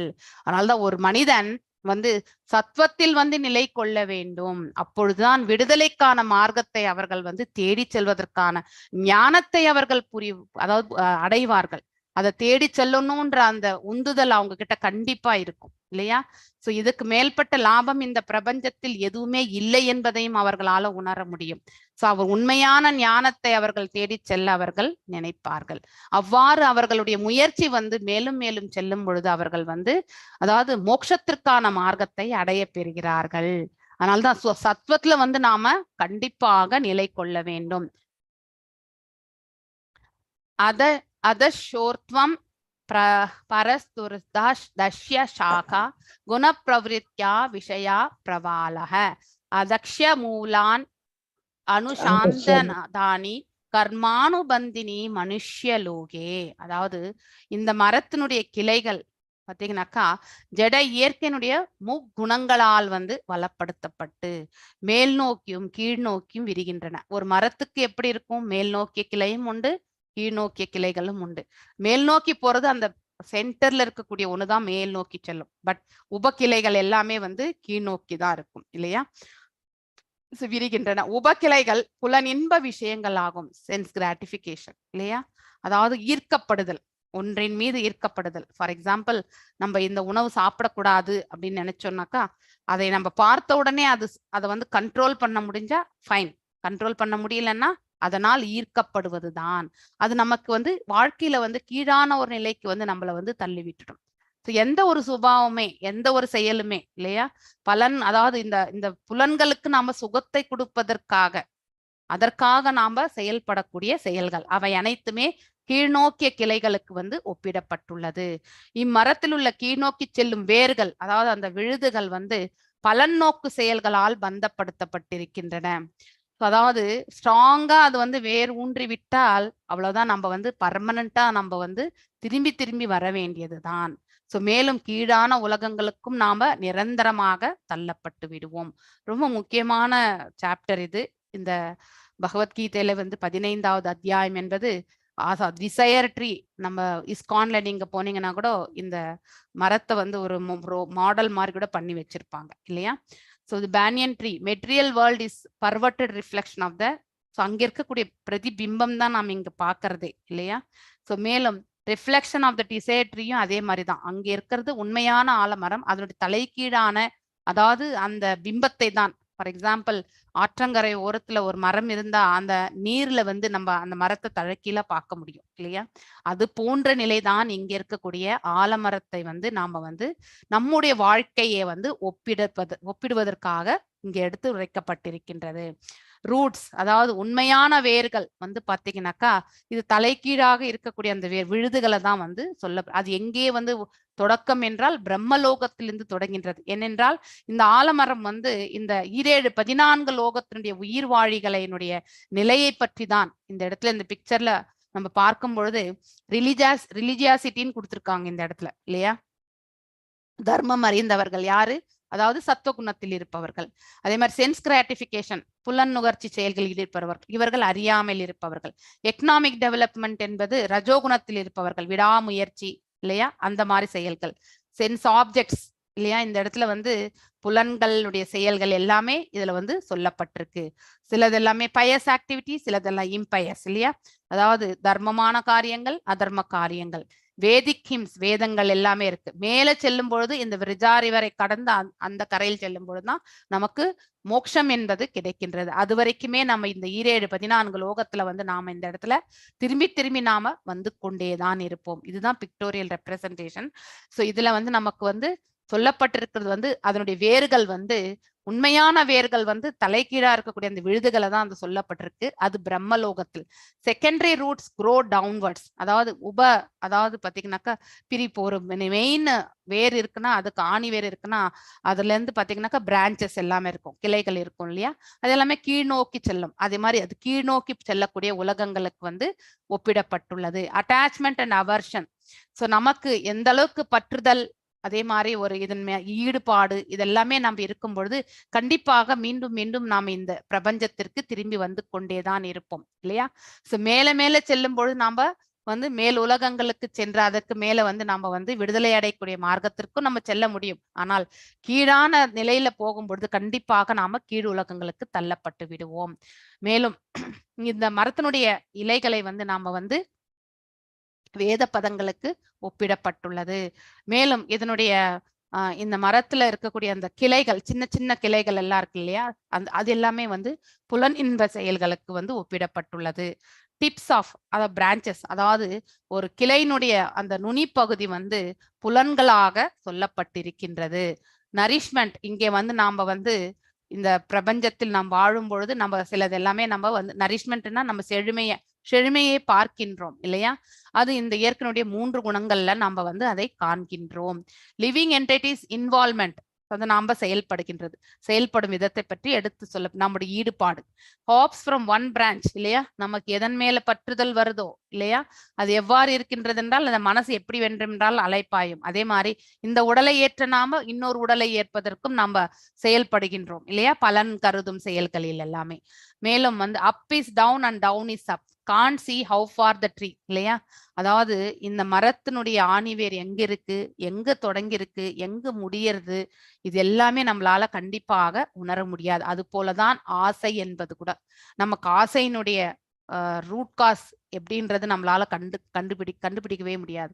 எங்கிருந்து இந்த ஆசை வந்தது அப்படின்றது நம்மளால இமீடியட்டா சொல்ல முடியாது இல்லையா. நிறையவே நம்ம வந்து அலசி ஆராய்ந்தால் அது எல்லாருக்குமே கிடைக்கக்கூடிய பாக்கியம் கிடையாது இல்லையா. இஷ்டம், அதாவது புரிஞ்சது, நம்ம பற்றுதல் வச்சுட்டோம்னா எஸ் அவ்வளவுதான். ஸோ அதுக்கேற்றவாறு புத்தி மனசு எல்லாமே செயல்பட ஆரம்பிச்சிடும் இல்லையா? இதனுடைய ஆணிவேர் எங்க இருக்குன்றத வந்து அலசி ஆற முடியாது. எது வரைக்கும் நம்முடைய ஆசை வளர்த்து கொண்டு செல்வோம் என்று நம்மளால டெஃபினட்டும் சொல்ல முடியாது இல்லையா? அப்படிப்பட்ட ஒரு நிலைதான் இதெல்லாமே. இந்த ஆலமரத்தினுடைய என்டையர் ஸ்ட்ரக்சரையே நம்ம ஒருவருடைய வாழ்க்கைக்கு வந்து அவனுடைய செயல்பாடுகளுக்கு வந்து ஒப்பிடப்பட்டுள்ளது இல்லையா? எங்கே தொடங்குகின்றது, எங்கே முடிகின்றது, இது எல்லாமே நம்மளால வந்து கண்டிப்பா கண்டுபிடிக்க முடியாது. ஆலமரத்தினுடைய ஆணிவேரை கண்டுபிடிக்க முடியுமா? முடியாது. எது வரைக்கும் எந்த ஆழம் வரைக்கும் போயிருக்கு அப்படிங்கிறது நம்மளால கண்டுபிடிக்க முடியாது. அந்த மாதிரிதான் ஒரு மனிதனுடைய மனசுல வரக்கூடிய ஆசை எத்தனை ஆழம் இருக்கின்றது என்பதை நம்மளால கண்டுபிடிக்க முடியாது. எவ்வளவு தூரத்துக்கு அது வளரும் என்றும் நம்மளால சொல்ல முடியாது இல்லையா? அப்படிப்பட்ட ஒரு அதாவது ஸ்டேபிள் இல்லாத ஒரு வாழ்க்கை தான் நமக்கு, நிரந்தரமற்ற வாழ்க்கை இந்த இடத்துல. ஆனா அப்படிப்பட்ட அந்த ஆசையை வந்து நாம வந்து பற்றின்மை எனக்கூடிய ஆயுதத்தால வந்து நாம் அதை வெட்டி சாய்க்க வேண்டும் இல்லையா? இல்லை என்றால் நாம அதிலேயே வந்து கட்டுண்ட நிலையில் இருந்து கொண்டு அந்த மாயையிலே நம்ம மீண்டும் மீண்டும் அந்த ஆசையை வளர்த்து கொண்டு அந்த ஆசையினால் நாம் ஆற்றக்கூடிய காரியங்களால் ஏற்படக்கூடிய பாவங்களை அனுபவிக்க நாம பிறந்து கொண்டு தான் இருப்போம். இது நடந்து கொண்டே இருக்கும். So find one is the knowledge. இது எப்படி நம்ம வந்து வெட்டுறது? ஸோ அதுக்கு நமக்கு வழி நடத்துபவர் என்பவர் கண்டிப்பாக தேவை இல்லையா? ஸோ அதாவது ஹியர் ப்ராப்பர்லி ஃப்ரம் ஹிம், அதாவது ஸ்பிரிச்சுவல் மாஸ்டர் அவர்கிட்ட இருந்து கண்டிப்பா நம்ம கேட்கணும் இல்லையா? About the relationship between the lord and the living entity. அவர் ஒருத்தரால் தான் நமக்கு வந்து உண்மையை எடுத்துரைக்க முடியும். ஏனென்றால் அவர் உண்மையை கண்டவர். ஸோ ஒரு குரு ஆச்சாரியால மட்டும்தான் வந்து உண்மையை எடுத்துரைக்க முடியும். இந்த ஜீவனுக்கும் பகவானும் இருக்கக்கூடிய சம்பந்தம் என்ன அப்படிங்கிற ஞானத்தை வந்து குருவினிடத்தில் நாம வந்து கண்டிப்பாக கேட்டறிய வேண்டும். மேலும் அவருக்கு அதாவது பகவானுக்கு திருத்தொண்டு புரியறது, அவர் மூலியமா வந்து நாம வந்து வழிநடத்துதலால் வந்து பகவானுக்கு நம்ம வந்து திருத்தொண்டு புரிய முடியும். அதனால வந்து இந்த பௌதீகத்தினுடைய அதாவது அதனால் ஈர்க்கப்படுகின்றோம் இல்லையா? அத்தகைய பண்புகளிலிருந்து நாம வந்து விளக்கப்படுகின்றோம். ஸோ நோ ஃபால்ஸ் பிரஸ்டீஜ் இல்லையா? அதாவது அகங்காரம் இருக்காது. That he is lord of material nature, not sure, not in illusion இல்லையா? அதாவது அவர் இந்த பௌதிக இயற்கைக்கு வந்து நம்ம வந்து பேசிக்கலி வந்து பகவானை வந்து நம்ம ஒரு உயர்ந்த ஆளுமை என்று ஏற்றுக்கொள்ளக்கூடிய பக்குவம் வந்து எப்போ வரும்னாக்கா உண்மையை உணர ஆரம்பிக்கும் பொழுது, நாம ஆத்மா ஒரு சத்துவ நிலையில வந்து நாம வந்து குடிக்கொள்ளும் பொழுது மட்டும்தான் அதை உணரவே ஆரம்பிப்போம். எது வரைக்கும் ரஜோ அண்ட் தாம்சிக்ல இருக்கிறோமோ அது வரைக்கும் நம்ம பாடிலி ஐடென்டிபிகேஷன்ல தான் இருக்கும். அதனால பகவான் சுயம் இறங்கி வந்தா கூட அவரும் நாமும் ஒன்றுதான். அவருக்கும் வந்து நம்மள மாதிரி பௌதிக உடல் தான் என்று நினைக்கக்கூடிய தன்மை, அது எல்லாம் மாயை என்று கூட நம்ம நினைப்போம். அவர் நிஜமாவே கடவுளா, யார் நம்புறது அப்படின்றெல்லாம் நமக்கு ஒரு கொஸ்டின் வரும். ஆனால் உண்மையை கண்டவர்களால வந்து அதை உணர முடியும், பகவானுடைய ரூபத்தை காணவும் முடியும். அவர்களுடைய புலன்கள் எல்லாமே தெய்வீகமாக மாறக்கூடிய டிரான்சிடென்டல் நேச்சர், அந்த இயற்கைக்கு அவர்கள் வந்து மாற்றப்படுவார்கள். மேலும் வந்து அட்டைன்ஸ் எட்டர்னல் அடோப், அப்படிப்பட்டவர்கள் ஆற்றக்கூடிய அந்த காரியங்களால் வந்து நித்தியமான உலகத்தை அவர்கள் வந்து அடைகிறார்கள். கிவ்ஸ் அப் ஃபால்ஸ் அசோசியேஷன், அதாவது போலியா இருக்கு, அதாவது நான் டிவோட்டி அசோசியேஷன் எல்லாமே வந்து கண்டிப்பாக விளக்கப்பட்டுவிடும். ஃப்ரீ ஃப்ரம் டியூவாலிட்டிஸ், இது ரொம்ப முக்கியம். டவுட் இல்லையா? நமக்கு எப்பவுமே இப்படியா அப்படியான்ற டவுட் எல்லாமே இருக்கும் இல்லையா? அதாவது எப்படி வந்து இன்பம் துன்பம், அதே மாதிரி குளிர் வெப்பம், இப்படிப்பட்ட சீதோஷ்ண நிலைகள் எல்லாம் இருக்கிறது உண்மைதான் இல்லையா? அதே போலதான் இந்த மனிதனுடைய மனமும் வந்து இரண்டு நிலைகளுக்கு இடையில வந்து எப்பவுமே வந்து மாற்றத்தை வந்து ஏற்படுத்தி, இது எப்பன்னா பக்குவம் அடையாத நிலையில் இருக்கும் பொழுதுதான் இல்லையா? அப்படிப்பட்ட மனிதன் ஒன்று அறியாமையில் இருப்பான், இல்லை என்றால் ரஜோகுணத்தில் இருப்பான். ஒருவன் சத்துவத்திற்கு மேலோங்கும் பொழுது அவனால வந்து டிஸ்கிரிமினேஷன் பண்ண முடியும். எது நல்லது எது கெட்டது இதெல்லாம் அலசி ஆராய முடியும். மேலும் தன்னுடைய வாழ்க்கையினுடைய நோக்கம் என்ன என்பதையும் அவனால புரிந்து கொள்ள முடியும்.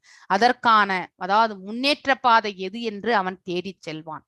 ஸோ அப்போ குருவனுடைய அனுகிரகம் வரும் பொழுது அவருடைய வழி நடத்துதல்ல வந்து அவனால வந்து நல்ல ஒரு நிலையை வந்து அடைய முடியும். மேலும் பேனியன் ட்ரீ என்டாங்கிள்மெண்ட்னாக்கா அதாவது நமக்கு வந்து கட்டுண்ட நிலையை ஏற்படுத்துறது. ஸோ அந்த கட்டுண்ட நிலையிலிருந்து நாம கண்டிப்பாக வெளியேற வேண்டும்.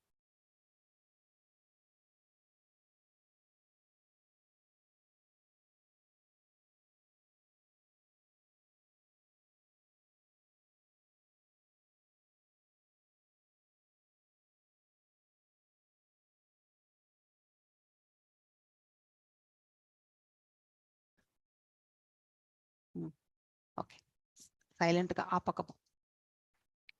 ஸோ ரிஃப்ளெக்டிங் மீடியம், அதாவது தலைக்கீழ் ஆல்ரெடி நம்ம படிச்சிருக்கோம். ஆலமரத்தினுடைய தலைக்கீழான பகுதி தான் நாம இங்க பாக்குறதுன்றது. ஸோ இந்த பிக்டோரியல் ரெப்ரசன்டேஷன் இங்க பார்க்கும் பொழுது நமக்கு நன்னா தெரியறது இல்லையா? Not in the side zip. So original tree வந்து அந்த ஆன்மீக உலகத்துல இருக்கு. அதே இந்த பௌதீக உலகத்துல தலைக்கீழான பிம்பம், அதுதான் நம்ம பார்க்கக்கூடியது. நரிஷ்மெண்ட், அதாவது நம்முடைய அதனால எதனால இங்க வந்து இந்த பௌதீக இயற்கை செழுமை அடைந்திருக்கின்றது, செழுமைன்னா எதனால் வளர்ந்திருக்கின்றது என்றால் இந்த இயற்கையினுடைய 3 குணங்களால் வளர்ந்திருக்கின்றது இல்லையா? மேலும் அதனுடைய ரூட்ஸ், அதாவது அதனுடைய ரியல் ரூட் வந்து பாத்தீங்கன்னா, real root of this material existence grows upward, மேல் நோக்கி வளர்கின்றது. ஸோ டாப் மோஸ்ட் பிரம்மலோகம் வரைக்குமே கீழே வந்து secondary roots are human in the planetary systems, அதாவது செகண்டரி ரூட் வந்து ஏதாவது உபக்கிளைகள் இல்லையா? அந்த மெயின் ஆணிவேர்ல இருக்கக்கூடிய உபக்கிளைகள், அது எல்லாமே வந்து எதற்கு ஒப்பிடப்பட்டுள்ளது என்றால் இந்த பூ உலகத்திற்கு ஒப்பிடப்பட்டுள்ளது. சப்சிடரி ரூட்ஸ் இன்னும் மேல, அது எல்லாமே சிறு சிறு கிளைகள் எல்லாமே வந்து அட்டாச்மெண்ட்ஸ், நமக்கு இருக்கக்கூடிய ஈர்ப்பு இல்லையா? எதன் மீது பற்றுதல், மேலும் வந்து ஆசை, இது எல்லாமே வந்து அதற்கு ஒப்பிடப்பட்டுள்ளது. அது எல்லாமே பை ப்ராடக்ட்ஸ் மாதிரி தான் இல்லையா? எப்படி நம்ம வந்து அதாவது ஒன்று வாங்கினா ஒன்று ஃப்ரீ அப்படிங்கிற மாதிரி இல்லையா? ஸோ நமக்கு இந்த பௌதிக உலகம் என்பது ஒன்று நாம வாங்கி வந்த வரம். அந்த வரத்துல வந்து நாம வந்து இந்த இடத்துல பற்றுதல் என்பதும் இன்னொரு வரம் இல்லையா? அதுக்கப்புறம் அந்த பற்றுதலை ஏற்படுத்துறதுக்கு உள்ளுக்குள்ள வந்து மனசுல வந்து அந்த பேரவா இல்லையா? இது எல்லாமே வந்து இன்டர் டிபெண்ட், அந்த மாதிரி தான் இது எல்லாமே. So as a products of different varieties of suffering and sense enjoyment இல்லையா? நாம பலன் கருதி நம்மளுடைய புலன் சுகத்திற்காகவும் மற்றும் வந்து அந்த சுகத்தினால் வரக்கூடிய சங்கடத்திற்காகவும் வந்து அது எல்லாமே ப்ராடக்ட்ஸ் தான். நம்ம ஆற்றக்கூடிய கர்மங்களுடைய பலன்கள் இது எல்லாமே. டெண்டன்சிஸ் டுவர்ட்ஸ் பியேட்டி அண்ட் இம்பேட்டி, அதாவது தர்மம் மற்றும் அதர்மம், இதன் தரப்பில் நாம செல்கின்றோம் இல்லையா? டெண்டன்சி, அதன் பால் நாம வந்து செல்கின்றோம். R consider to develop from the secondary roots, அது அந்த உபக்கிளைகளிலிருந்து வளர்கின்றது என்று சொல்லப்பட்டிருக்கு. பிரான்ச்சஸ், அதாவது பாத்தீங்கன்னாக்கா கிளைகள், மரத்தினுடைய கிளைகள். அப்பர் அண்டு லோயர், அதாவது அது நம்மளுடைய அதாவது மேல் நோக்கி செல்லக்கூடிய கிளைகள் எல்லாமே வந்து நமக்கு பூ உலகத்துக்கு மேல இருக்கக்கூடிய உலகங்கள், 6 உலகங்கள். கீழ் நோக்கி செல்லக்கூடிய உலகங்கள் எல்லாமே வந்து இந்த கீழ் நோக்கி செல்லக்கூடிய கிளைகளுக்கு ஒப்பிடப்பட்டுள்ளது. மேலும் various manifestation lower parts of the branches, அதாவது கீழே இருக்கக்கூடிய அந்த கிளைகள் வந்து மத்திய பகுதியில வர்றது வந்து நம்ம மனிதர்கள் வாழ்கின்றோம் இந்த இடத்துல பூவி வாழ்க்கையில. விலங்குகள், இது எல்லாமே வந்து அப்பர் பார்ட்ஸ் எல்லாமே தேவர்கள் எல்லாம் வாழ்றது, கந்தர்வர்கள் எல்லாமே. கீழ உலகத்துல வந்து அந்தந்த உலகத்திற்கு, அதாவது பூதக்கணங்கள் இல்லையா? அதாவது மேலும் ஆதிசேஷன், இதெல்லாம் வாழக்கூடிய வாசுகி நாகங்கள், இதெல்லாம் வாழக்கூடிய இடங்கள் எல்லாமே நம்ம கீழே தலை சுத்தல பாதாள வரைக்குமே இருக்கு இல்லையா? சோ அது எல்லாமே கீழ் நோக்கி செல்லக்கூடிய அந்த கிளைகளுக்கு ஒப்பிடப்பட்டுள்ளது. மேலும் வந்து அந்த கிரீன் லீவ்ஸ், அதாவது பாத்தீங்கன்னா பச்சை நிறமா இருக்கக்கூடிய அந்த இலைகளுக்கு வந்து வேதங்களுடைய, அதாவது சப்தங்களாக சொல்ல ஃபார்முலாஸ், ரிச்சுவலிஸ்டிக் ஃபார்முலாஸ் இல்லையா? வேத மந்திரங்களாக வந்து சொல்லப்பட்டிருக்கின்றது. மேலும் வந்து அதனுடைய சிறு கிளைகள் வந்து சென்ஸ் ஆப்ஜெக்ட்ஸ் இல்லையா? நமக்கு சென்ஸ் ஆப்ஜெக்ட்ஸ்னாக்கா சப்தம், நம்ம கேட்டல் என்பது இல்லையா? அதே மாதிரி தொடுதல், அதுக்கு மாதிரி நடத்தல், உண்ணுதல், இது எல்லாமே வந்து சென்ஸ் ஆப்ஜெக்ட்ஸ். அதற்கு வந்து ரூபம், ஸோ ரூபம் இருந்தாதான் நம்ம டச் பண்ணி பார்ப்போம் இல்லையா? அதே மாதிரி உணர்வு, சப்தம் என்பது காதால கேட்கின்றோம், நாசியால நுகர்கின்றோம், கண்ணால பார்க்கின்றோம் இல்லையா? இத்தகைய செயல்கள் எல்லாமே வந்து நம்ம வந்து சென்ஸ் ஆப்ஜெக்ட்ஸ்ன்னு சொல்வோம். அதுக்கப்புறம் அந்த கிளைகளினுடைய நுனிகளை வந்து நம்ம வந்து புலன்கள் என்று சொல்லு. ஏன்னா புலன்கள் மூலம் தான் நம்ம செயல்படுத்துகின்றோம். அதனால்தான் அந்த கிளைகளினுடைய நுனியை வந்து நம்ம வந்து இந்த ஞானேந்திரியங்களுக்கு வந்து சொல்லப்பட்டிருக்கு. ஸோ ஃப்ரூட்ஸ், அதனுடைய பலன், நாம் மாற்றக்கூடிய கர்மங்களுடைய பலன்கள் தான் ஃப்ரூட்ஸ். தர்ம அர்த்த காம மோக்ஷ இல்லையா? அதாவது சத்வம், ரஜஸ் மற்றும் தமஸ், இந்த 3 குணங்களுக்கு அப்பாற்பட்டு செல்லும் பொழுது நமக்கு மோக்ஷம் இல்லையா? லிவிங் என்டிட்டி இன்வால்மெண்ட், அவனுடைய செயல்கள் இல்லையா? எவ்வாறு வந்து ஒரு மரத்திலிருந்து இன்னொரு மரத்திற்கு, ஒரு கிளையிலிருந்து இன்னொரு கிளைக்கு நாம் தாவுகின்றோமோ அதே மாதிரிதான் நம்முடைய வாழ்க்கையில வந்து நாம் ஆற்றக்கூடிய கர்மங்கள். ஸோ நாம அதனுடைய பலன்களால் வேறு ஒரு உடலையும் நாம வந்து ஏற்க வேண்டி இருக்கின்றது இல்லையா? Can see how far the tree extends or where it ends, எது வரைக்கும் இந்த மரம் வந்து பரவி இருக்கின்றது என்று நம்மளால அளவிட முடியாது. அது எவ்வளவு ஆழத்திற்கு எவ்வளவு அதனுடைய முடிவு எங்க, ஆணிவேர் எங்கன்றது கூட நம்மளால கண்டுபிடிக்க முடியாது. Although living entities are the eternal fragmental parts of Krishna, they are struggling with the senses. இந்த புலன்களால் தான் நம்ம வந்து கட்டுப்பட்டு இருக்கோம் இல்லையா? இந்த புலன்கள் என்ன செய்யறது? நம்முடைய குணாதிசயத்துக்கு ஏற்றவாறு செயல்பட்டு விடுகின்றது. நான் ரூபம் அஷ்யேக ததோபலப்யே நாந்தோ நா சாதிர் நாஷா சம்பிரதிஷ்டாக அஸ்வதம் ஏனம் சுவிரூட மூலம் அசங்க சஸ்திரேன திருடேன சித்வா ததபதம் தம் தத் பரிமார்கதித்வம் யஸ்மின் கதானா நிவர்த்தியந்தி பூயக தத் ஏவ சாத்தியம் புருஷம் பிரபத்யதே எத பிரவர்த்தி பிரசுரா புராணி. அதாவது இந்த ஸ்லோகம் என்ன சொல்கின்றது என்றால், இந்த மரத்தினுடைய உண்மை உருவம் இந்த லோகத்தில் கிடையாது, அது மேல் உலகத்தில் தான் இருக்கின்ற அதனுடைய பிம்பம் தான் இந்த இடத்துல நாம வந்து பார்க்கின்றோம். இது எங்கே முடிகின்றது இல்லையா, எங்கே தொடங்குகின்றது அது, அல்லது இதனுடைய அஸ்திவாரம் தான் என்ன அப்படின்னா, இது எதனோடு ஒப்பிடப்பட்டிருக்குனாக்கா நம்ம எங்க தொடங்கி இருக்கோம், இந்த ஜீவன் எங்கே தொடங்கி இருக்கின்றது, இந்த ஜீவன் எங்கே முடியும் இல்லையா, அதாவது இந்த ஆத்மா, மேலும் இந்த ஆத்மாவுடைய அஸ்திவாரம் எங்கே இருக்கின்றது, இதெல்லாம் நம்மளால புரிந்து கொள்ளவே முடியாது. ஒரு ஆலமரத்தினுடைய ஸ்ட்ரக்சர் வச்சு ஒரு உயிர்வாழினுடைய வாழ்க்கை முறையை ரொம்ப அற்புதமாக இந்த பதங்களில் வந்து எடுத்துரைக்கப்பட்டிருக்கின்றது. ஆனால் பலமாக வேரூன்றியுள்ள இந்த மரத்தை இல்லையா, இந்த உடலோடு ஒட்டி கொண்டிருக்கக்கூடிய இந்த ஜீவன் சூக்ஷ்மம் மற்றும் ஸ்தூல உடலோட இல்லையா, அதாவது ஸ்தூல உடலையாவது நம்ம விட்டுற முடியும், சூக்ஷ்ம உடலை நம்மளால விடவே முடியாது இல்லையா. மனது இல்லையா, அறிவு, அதுக்கப்புறம் வந்து அகங்காரம், இந்த மூன்றுமே வந்து அந்த ஆத்மாவோட எப்பவுமே ஒட்டிட்டு தான் இருக்கும். எப்ப நாம மோட்சத்திற்கு செல்கின்றோமோ அப்பதான் அந்த மூன்றுமே நம்மளை விட்டு விலகும். அதாவது இந்த சூக்ஷ்மம் ஸ்தூலமும் இணைந்து பக்தி கொள்பவர்களுக்கு சூக்ஷ்மமும் ஸ்தூலமும் இணைந்து விடும். அதே ஞான தளத்தில் இருப்பவர்களுக்கு அவர்கள் ஒவ்வொரு லேயரா மேல போயிட்டு தான் கடைசியில அந்த மகத்துவத்துல வந்து சூக்ஷ்ம உடலை விட்டு அதுக்கப்புறம் தான் வெறுமனே ஆத்ம ரூபத்துல செல்வார்கள். அதனாலதான் ஞானதளம் என்பது அவ்வளவு சுலபத்தில் அடையக்கூடியது கிடையாது.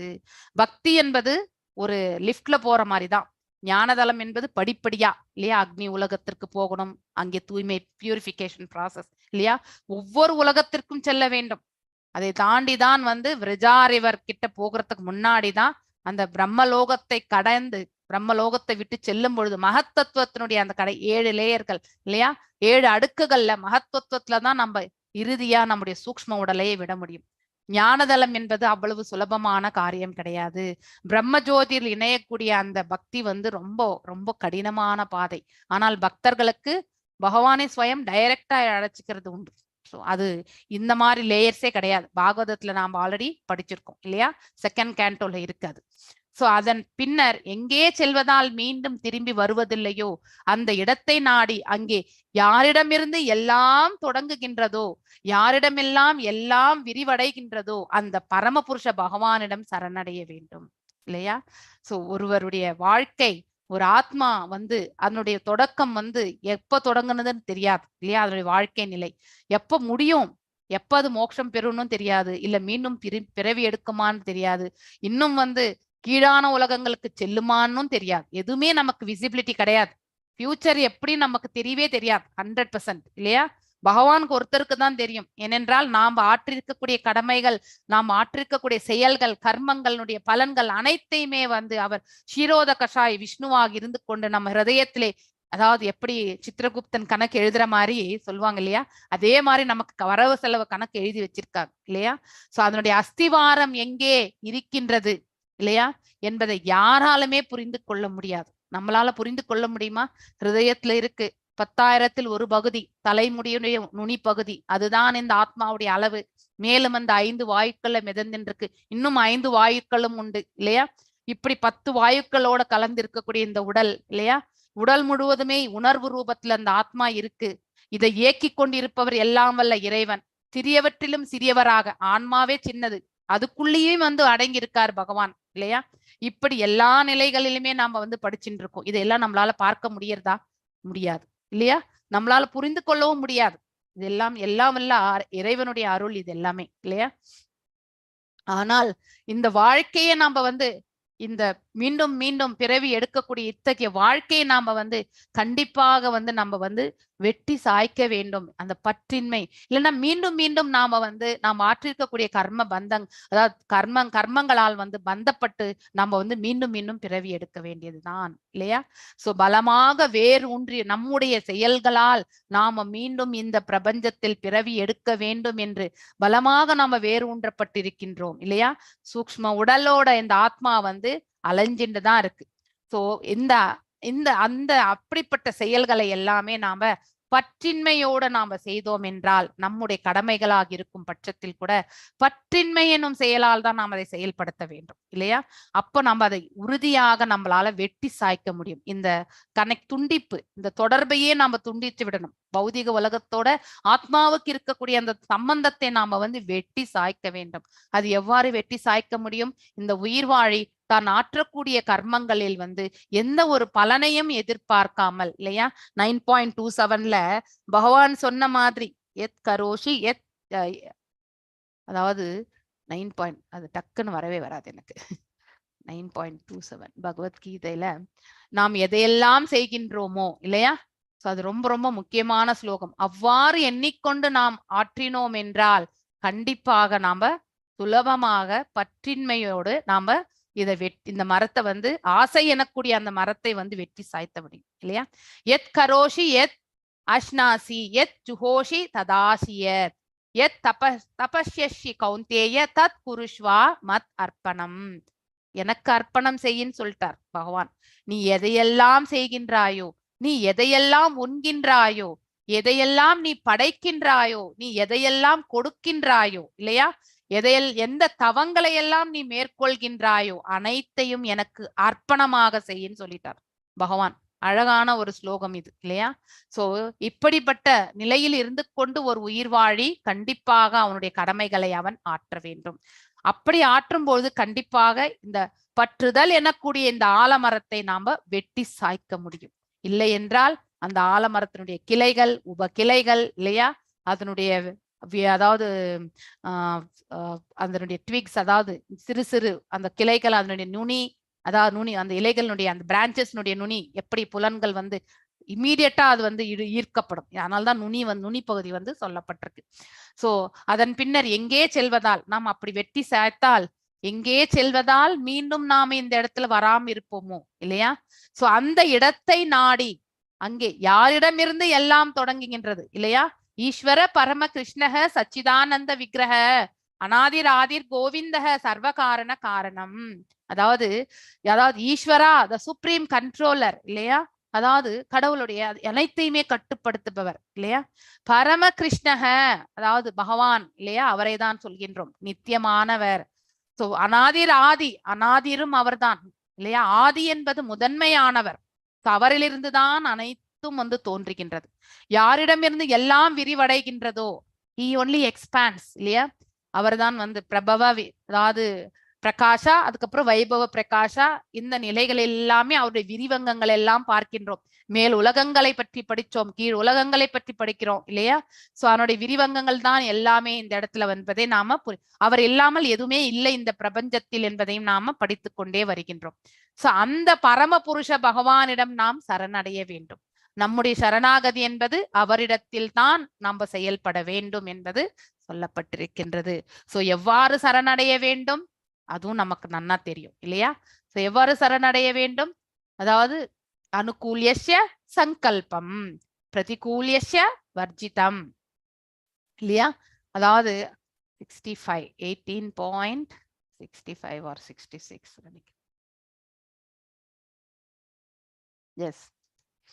அனைத்து தர்மங்களையுமே வந்து தியாகம் செய்து பகவானின் பாதங்களில் வந்து சமர்ப்பிக்கிறது. அதாவது அப்படின்னா கர்மயோகம், ஞான யோகம், பக்தி யோகம் எதுவாக இருந்தாலும், எந்த இதுவா இருந்தாலுமே என்னை மையமாக வைத்து அவரை மட்டுமே முதன்மையாக வைத்து நாம் நம்முடைய கர்மங்களை ஆற்றும் பொழுது அதனுடைய பலன்கள் எல்லாம் அவருக்கு நாம கொடுத்துறோம். எல்லாவற்றையுமே அனைத்து தர்மங்களையுமே நம்ம வந்து பகவானின் திரு பாதங்களில் வந்து சமர்ப்பித்தல். சோ இதுலதான் நம்ம மேன்மை அடையணும், அதுலதான் நம்ம மேன்மை அடையணும்ன்றதெல்லாம் கிடையாது இல்லையா? அனைத்துமே ஹரிபக்தி விலாசல வந்து சொல்லப்பட்டிருக்கிறது இதுதான். அனுகூல்யஸ்ய சங்கல்பம் இல்லையா? பிரதிகூல்யஸ்ய வர்ஜினம். அதாவது ரக்ஷிஷ்யாதி விஸ்வசோ, அதாவது ரக்ஷிஷம், அதாவது ரட்சிக்கிறது. நம்மளை யார் ரட்சிப்பார்? அவர்தான் வந்து நம்மளை ரட்சிப்பார். கோபித்வே வர்ணம் ததா, அவரை தவிர நமக்கு யாருமே ரட்சிப்பவர்கள் கிடையாது என்பதையும் நாம புரிந்து கொள்ளும். ஆத்ம நிக்ஷேபா கார்பண்யா, அதாவது கார்பண்யம் என்பது அதாவது கருமித்தனமான.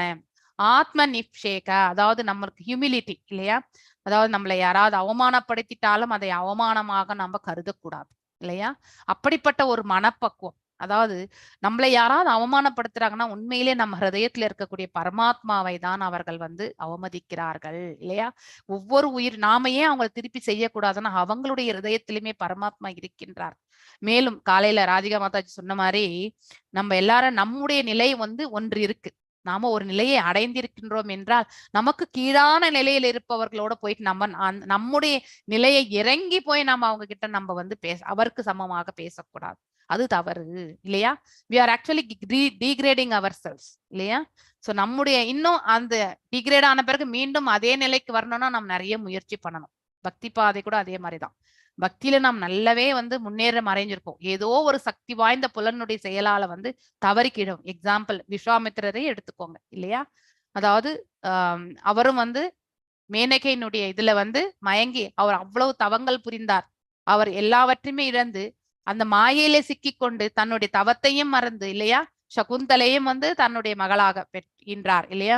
சோ அவருடைய அந்த அதுல இருந்து வெளியே வர்றதுக்கு எத்தனையோ ஆண்டு காலம் ஆனது. அது மாதிரி ஒரு நல்ல ஒரு ஆத்மா கூட வந்து எப்ப வேண்டுமென்றாலும் சறுக்கி விழுவதற்கான காலகட்டங்கள் உண்டு. ஆனால் நம்ம இந்த நிலையை அடைந்து விட்டோம், இதுதான் பர்மனன்ட் நம்ம என்னைக்குமே நினைக்க முடியாது. we cannot stay. ஏன்னா இந்த உலகமே அப்படிதான் இயங்கிக் கொண்டிருக்கின்றது. இந்த 3 குணங்கள் எந்த சமயத்துல நம்மள வந்து ஏதோ ஒரு குணத்திற்கு நம்ம வந்து மேன்மை அடைந்து தாம்சிக்லியோ இல்ல ரஜோலை மேன்மை அடைந்து நம்ம தவறி விழுவதற்கு நமக்கு சான்சஸ் நிறைய உண்டு. அதனால நம்ம எப்பவுமே வந்து இந்த நிலை அடைந்து விட்டோம் என்று நாம நினைக்கவே முடியாது. So always we should be actually நம்மளுடைய இருப்பை வந்து நாம வந்து தூய்மைப்படுத்துவதற்கு நாம முயற்சி செய்து கொண்டே இருக்க வேண்டும். அதுதான் ரொம்ப ரொம்ப முக்கியமான ஒன்று. ஸோ அனுகூல்யஸ்ய சங்கல்பம், அதாவது பகவானுக்கு எதெல்லாம் அனுகூலமோ இல்லையா, தர்மமான காரியங்கள், கருணையான ஒரு பண்பு இல்லையா, இப்படிப்பட்ட செயல்கள் தான் பக்தி. இந்த நிலையில் தான் நாம வந்து செயல்பட வேண்டும். அதர்மம் கண்டிப்பாக புரியக்கூடாது. அதுதான் பிரதிகூல்யஸ்ய வர்ஜனம். அதையெல்லாம் நாம் தவிர்த்து விட வேண்டும். அனுகூலம் அன்ஃபேவரபிள் திங்ஸ் எல்லாமே நம்ம வந்து தவிர்த்து விட வேண்டும் இல்லையா. நம்மளை ரட்சிக்கிறதுக்கு அவர் இருக்கார் அப்படிங்கறது வந்து நமக்கு உறுதியா நம்ம மனசுல இருக்கும். அவரை தவிர வேற யாருமே நம்மளை ரட்சிக்கவே முடியாது. இதுதான் உண்மை கூட. அதை நாம தெரிந்து கொள்ள வேண்டும்.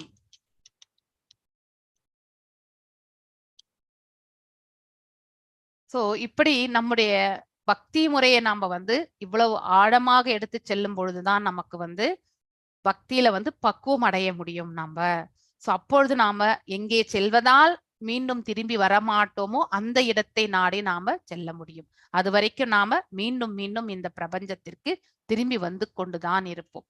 So tree is not real. இது மீண்டும் வந்து அந்த 3-4 ஸ்லோகத்தினுடைய விளக்கம் தான் இது. என்ன சொல்லியிருக்காங்கன்றத பார்க்கலாம். So tree is not real. இங்க இருக்கக்கூடிய ஆலமரம் அப்படின்னா நாம ஒப்பிடக்கூடிய இந்த ஆலமரம் எனக்கூடிய அதனுடைய பண்புகள் வந்து அது வந்து அதாவது பிரதிபிம்பம் தான்.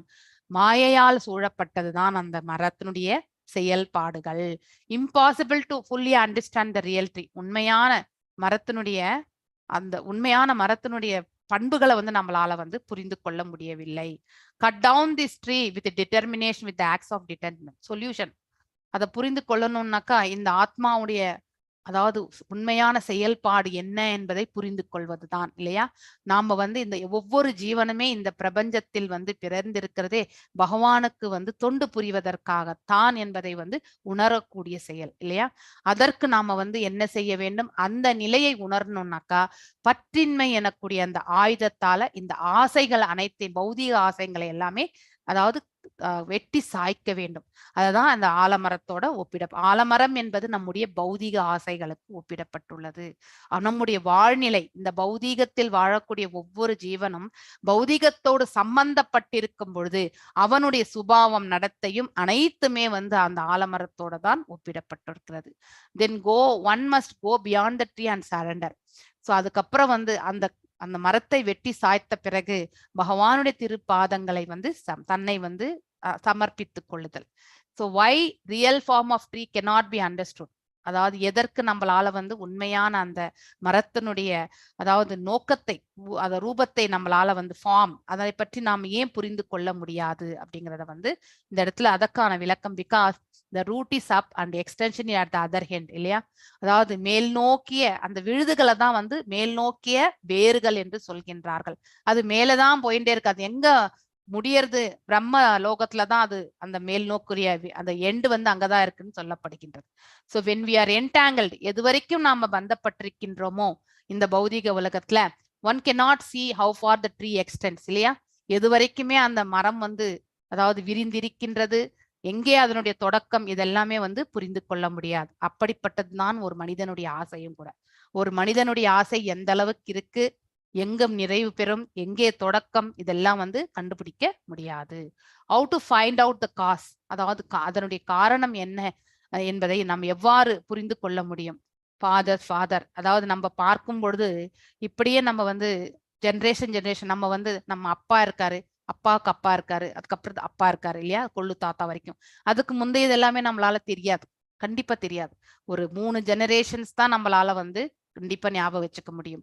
அதுக்கு முந்தைய ஜெனரேஷன்ஸ் எல்லாம் நம்மளால வந்து கண்டிப்பா முடியாது, இல்லையா? அது எங்க போய் முடியறது? பிரம்ம லோகத்துல முடியறது. அதுக்கப்புறம் பிரம்மர் வந்து யார்கிட்ட?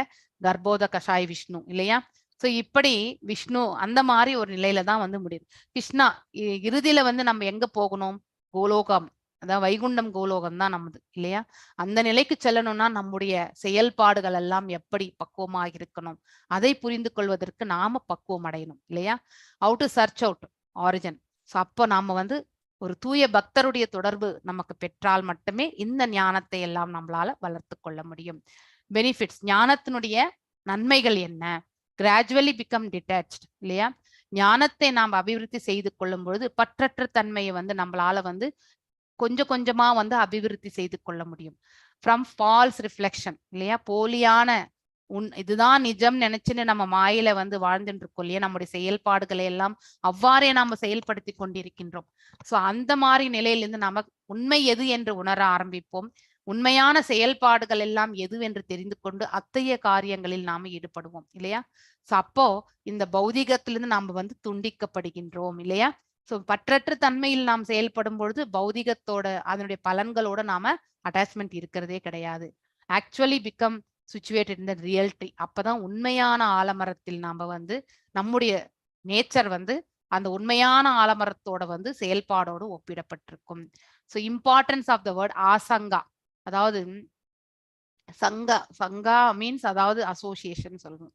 ஸோ நான் அசோசியேஷன் அதை பத்தி, அதாவது நம்ம வந்து ஆசங்க சஸ்திரேன திருதேன சித்வா, அதாவது 3வது ஸ்லோகத்துல பார்க்கணும். Determination, one must cut down strongly rooted tree with the weapon of detachment. Dritena chitva. நம்ம பார்க்கலாம். Detachment is the only way, இல்லையா? பற்றற்ற நிலைதான் நமக்கு வந்து மிக மிக முக்கியமானது. அதை கொண்டுதான் நாம இந்த பற்றை வந்து வேரோட நம்ம வந்து வெட்டி சாய்க்க முடியும். ஃபைண்ட் ஒன் இன் நாலேஜ், அதுதான் நம்ம வந்து ஞான தளத்தில் இருப்பவர்கள், அதான் குரு ஆச்சாரியா அவங்கள வந்து பார்க்கணும். So surrender to the lord, அதாவது பகவானுக்கு நம்மளை நம்ம சமர்ப்பிக்கணும். And then we can attain the eternal abode, அதாவது பகவானுடைய அவருடைய லோகத்திற்கு நம்மளால செல்ல முடியும்.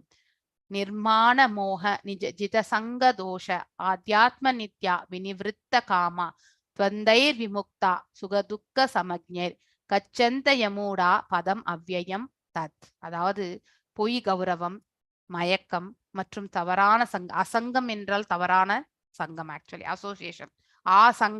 சங்கா நம்ம கூட வந்து சாது சங்கால இருக்கோம், இல்லையா? எல்லாருமே நம்ம சாது சங்கம் தான் நம்ம இருக்கிறதே. சோ அத்தகைய பக்தர்களுடைய சங்கம் வந்து சங்கம் என்று சொல்வார்கள். சோ அந்த மாதிரி இல்லாத நான் டிவோட்டிஸ் தான் வந்து ஆசங்கம் என்று சொல்லப்படுவது. தவறான சங்கத்தில் வந்து இருந்து விடுபட்டு நித்தியத்தை புனிர்ந்து கொண்டு பௌதீக காமத்தை நிறுத்திவிட்டு, பௌதீகத்தில் இருக்கக்கூடிய பேராசை, காமம் என்பது இந்த இடத்துல பேராசை, அதை நாம கண்டிப்பாக துறக்க வேண்டும். இன்பம் துன்பம் என்னும் இருமையை ஒழித்து, அதாவது இன்பமாக இருந்தாலும் அதை ஏற்றுக்கொள்ள அதற்காக அகங்காரம் படாமல், மேலும் துன்பமாக இருந்தாலும் துவண்டு போகாமல் 2 நிலைகளையுமே ஒன்று போல பாவிக்கக்கூடிய மனப்பக்குவத்தை வளர்த்து, இருமையை ஒழித்து மயக்கமுறாமல் இருப்பவர்கள் இல்லையா? இந்த இடத்துல நம்ம எல்லாம் மயங்கிட்டு தான் இருக்கோம். சில சமயத்துல நாமளும் வந்து இந்த மாதிரி இருக்கக்கூடாது எல்லாம் நம்ம படிச்சுட்டே வந்தாலும் நம்மளையே அறியாம ஒரு சில சூழ்நிலைகளை வந்து ஒரு குணத்தால ஈர்க்கப்பட்டு டக்குன்னு நாமளும் தவறு செஞ்சிடறோம் இல்லையா? சோ அந்த மாதிரி அத்தகைய சூழ்நிலைகளை எல்லாமே நாம எதிர்கொண்டு பக்குவத்தோட நம்ம செயல்படணும். அதுதான் ரொம்ப முக்கியம். சோ இந்த இடத்துல நம்ம சங்கடங்களே இல்லாம வாழவே முடியாது. சங்கடங்களோட தான் வாழ்வோம். எப்படிப்பட்டவராக இருந்தாலும் அவருக்கு சங்கடம் உண்டு. சோ பரமபுருஷரிடம் சரணடைவது எவ்வாறு என்பதை அறிந்து எப்படி நாம பகவான்கிட்ட வந்து சரணடைய முடியும் இல்லையா? அவருடைய உயர்ந்த ஆளுமையை ஏற்றுக்கொள்ளக்கூடிய மனப்பக்குவத்தை வளர்த்து கொள்ள வேண்டும். உணர்ந்து ஏற்றுக்கொள்ள வேண்டும். வெறுமனே சொல்றதால மட்டும் ஏற்றுக்கொண்டா அதுல எந்த பிரயோஜனமே கிடையாது. நம்மளால ஃபீல் பண்ண முடியாது இல்லையா? எதற்காக அவரை உயர்ந்த ஆளுமையாக ஏற்றுக்கொள்ள வேண்டும்? சோ யாரிலிருந்து எல்லாம் தோன்றுகின்றது? இந்த பிரபஞ்சத்தில் இயங்கிக் கொண்டிருப்பதெல்லாம் அவரால தான் இல்லையா? அவர் இல்லாமல் இந்த பிரபஞ்சத்தில் எதுவுமே இல்லை. இப்படி எல்லாம் உணரக்கூடிய மனப்பக்குவம் நமக்கு பக்தி, சாதன பக்தி செய்யும் பொழுது நம்மளால அதை புரிந்து கொள்ள முடியும். அவ்வாறு உணரக்கூடிய நிலையில் நாம பக்குவத்தை நம்ம வந்து எடுத்து செல்லும் பொழுதுதான் நாம வந்து இன்பம் துன்பமாக இருந்தாலும் வந்து ஒன்று போல காணக்கூடிய அந்த பக்குவம் நமக்கு வரும். அதனால இன்பம் வந்தாலும் அகங்காரம் இருக்காது, துன்பம் இருந்தாலும் நம்ம வந்து சங்கடப்பட மாட்டோம். எஸ், இதெல்லாம் சகஜமான ஒன்றுதான். இந்த பிரபஞ்சத்தில் நாம எதிர்கொள்ள வேண்டும் என்ற அந்த தைரியத்தை தான் நம்ம வளர்த்து கொள்வோம் இல்லையா? மரணம் என்றால் பயம் இருக்கும் கண்டிப்பா இல்லையா? ஆனால் பக்தி கொள்பவர்களுக்கு மரணம் என்றாலும் பயம் இருக்காது இல்லையா? சோ ஏன்னா அந்த பயத்தையே வந்து நாம வெல்லக்கூடிய சக்தி பகவான் நமக்கு கொடுப்பார். பக்தியில போகும்பொழுது நமக்கு பயமே இருக்காது. என்றைக்கு இருந்தாலும் ஒரு நாள் நாம வந்து பிறந்த பிறகு மரணத்தை ஸ்வீகரிக்க வேண்டியதுதான் இல்லையா? அதை ஏற்றுக்கொள்ளக்கூடிய மனப்பக்குவம் வந்துவிட்டால் மரணத்தை எந்த சுச்சுவேஷன்லயும் நம்மளால எதிர்கொள்ள முடியும். ஆனால் மரணம் என்பது ஏற்றுக்கொள்ளக்கூடிய சில பேருக்கு இன்னும் ஆசை இருக்கும், இதை செய்யணும் அதை செய்யணும் இல்லையா? இந்த பௌதிகத்துல எத்தனையோ இருக்கே, அதெல்லாம் நம்ம செய்திருந்தோமே நமக்கு. அப்போ மரணத்தை அவர்கள் வந்து கண்டிப்பாக எதிர்பார்க்கவே மாட்டார்கள். மரணத்தை ஏற்கக்கூடிய மனப்பக்குவமும் அவர்களுக்கு இருக்காது. எது வரைக்கும் நாம பௌதிக பற்றுதலை வளர்த்து கொண்டிருக்கின்றோமோ அது வரைக்கும் நமக்கு பயம் என்பதும் இருக்கும். இந்த பிரபஞ்சத்தை விட்டு செல்வதற்கான ஆசையும் நம்ம விட்டு இருக்க மாட்டோம். அதனால்தான் மீண்டும் மீண்டும் நாம வந்து பிறவி எடுக்க வேண்டியிருக்கும். பொய் கௌரவம், யாருமே நம்மள போன உடனே நமக்கு எழுந்து நின்று மரியாதை செலுத்தணும்னு நினைக்கக்கூடியது இல்லை. எதிர்பார்ப்புகள், மயக்கம், எப்பொழுதுமே மாயையிலே கட்டுண்டு நான் தான் கிரேட், நான் தான் இதை செய்தேன் இல்லையா? அனைத்தும் என்னால், ஐ எம் த டூயர், அப்படிப்பட்ட ஒரு சுபாவத்தை வளர்த்து கொள்றது. தவறான சங்கம் இல்லையா? அதாவது அசோசியேஷன். சோ பக்தர்களற்ற சங்கத்துல இருக்கிறது. நித்தியத்தை புரிந்து கொண்டு இல்லையா?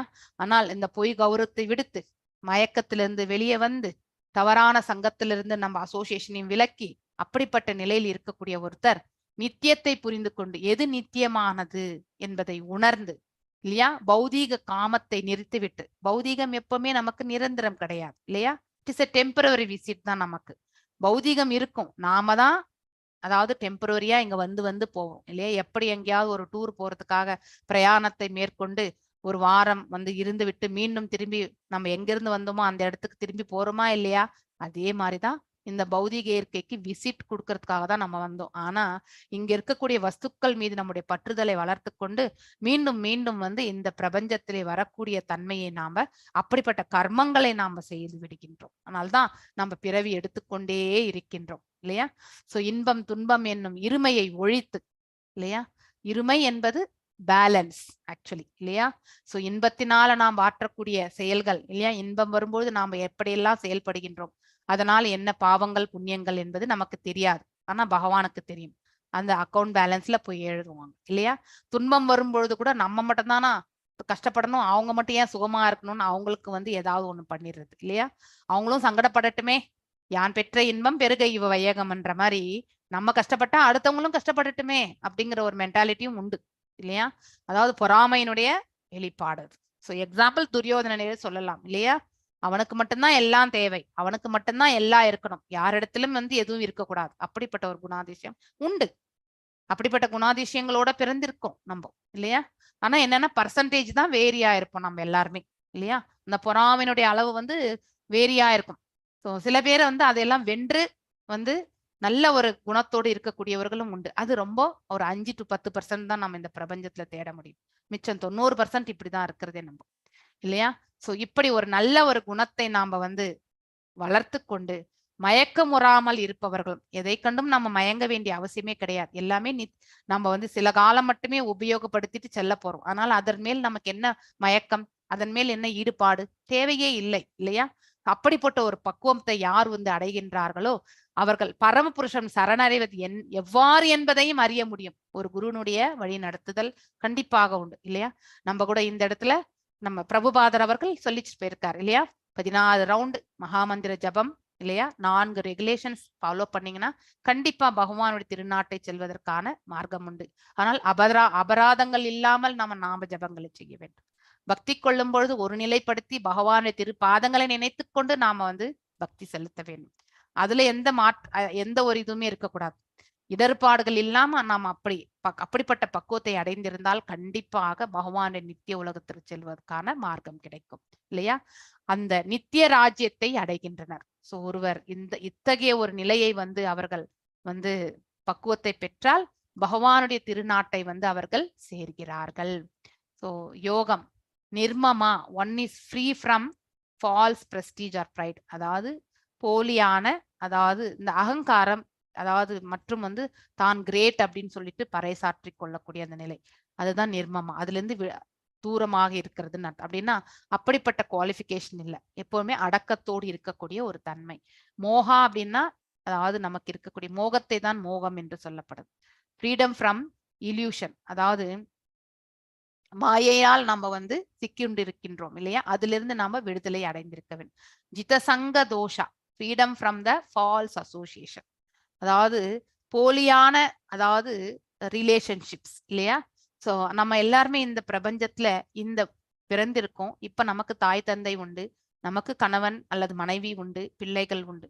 இது எல்லாமே வந்து இது தற்காலிகமானது என்பதை நாம உணர வேண்டும். நம்ம எத்தனையோ பிறவிகள் எடுத்திருக்கோம் இந்த ஆன்மா இல்லையா? ஒவ்வொரு பிறவிலும் வெவ்வேறு தாய் தந்தையினர், அடுத்த பிறவி இருந்தா நமக்கு இன்னொரு தாய் தந்தை இருப்பாங்க, நமக்கு வேறு பிள்ளைகள் இருப்பாங்க. ஸோ இது எல்லாமே வந்து பாடிலி ரிலேஷன்ஷிப் தான். அப்படிங்கிறது வந்து பாடிலி ரிலேஷன்ஷிப் தான் ஃபால்ஸ் அசோசியேஷன் ஆக்சுவலி.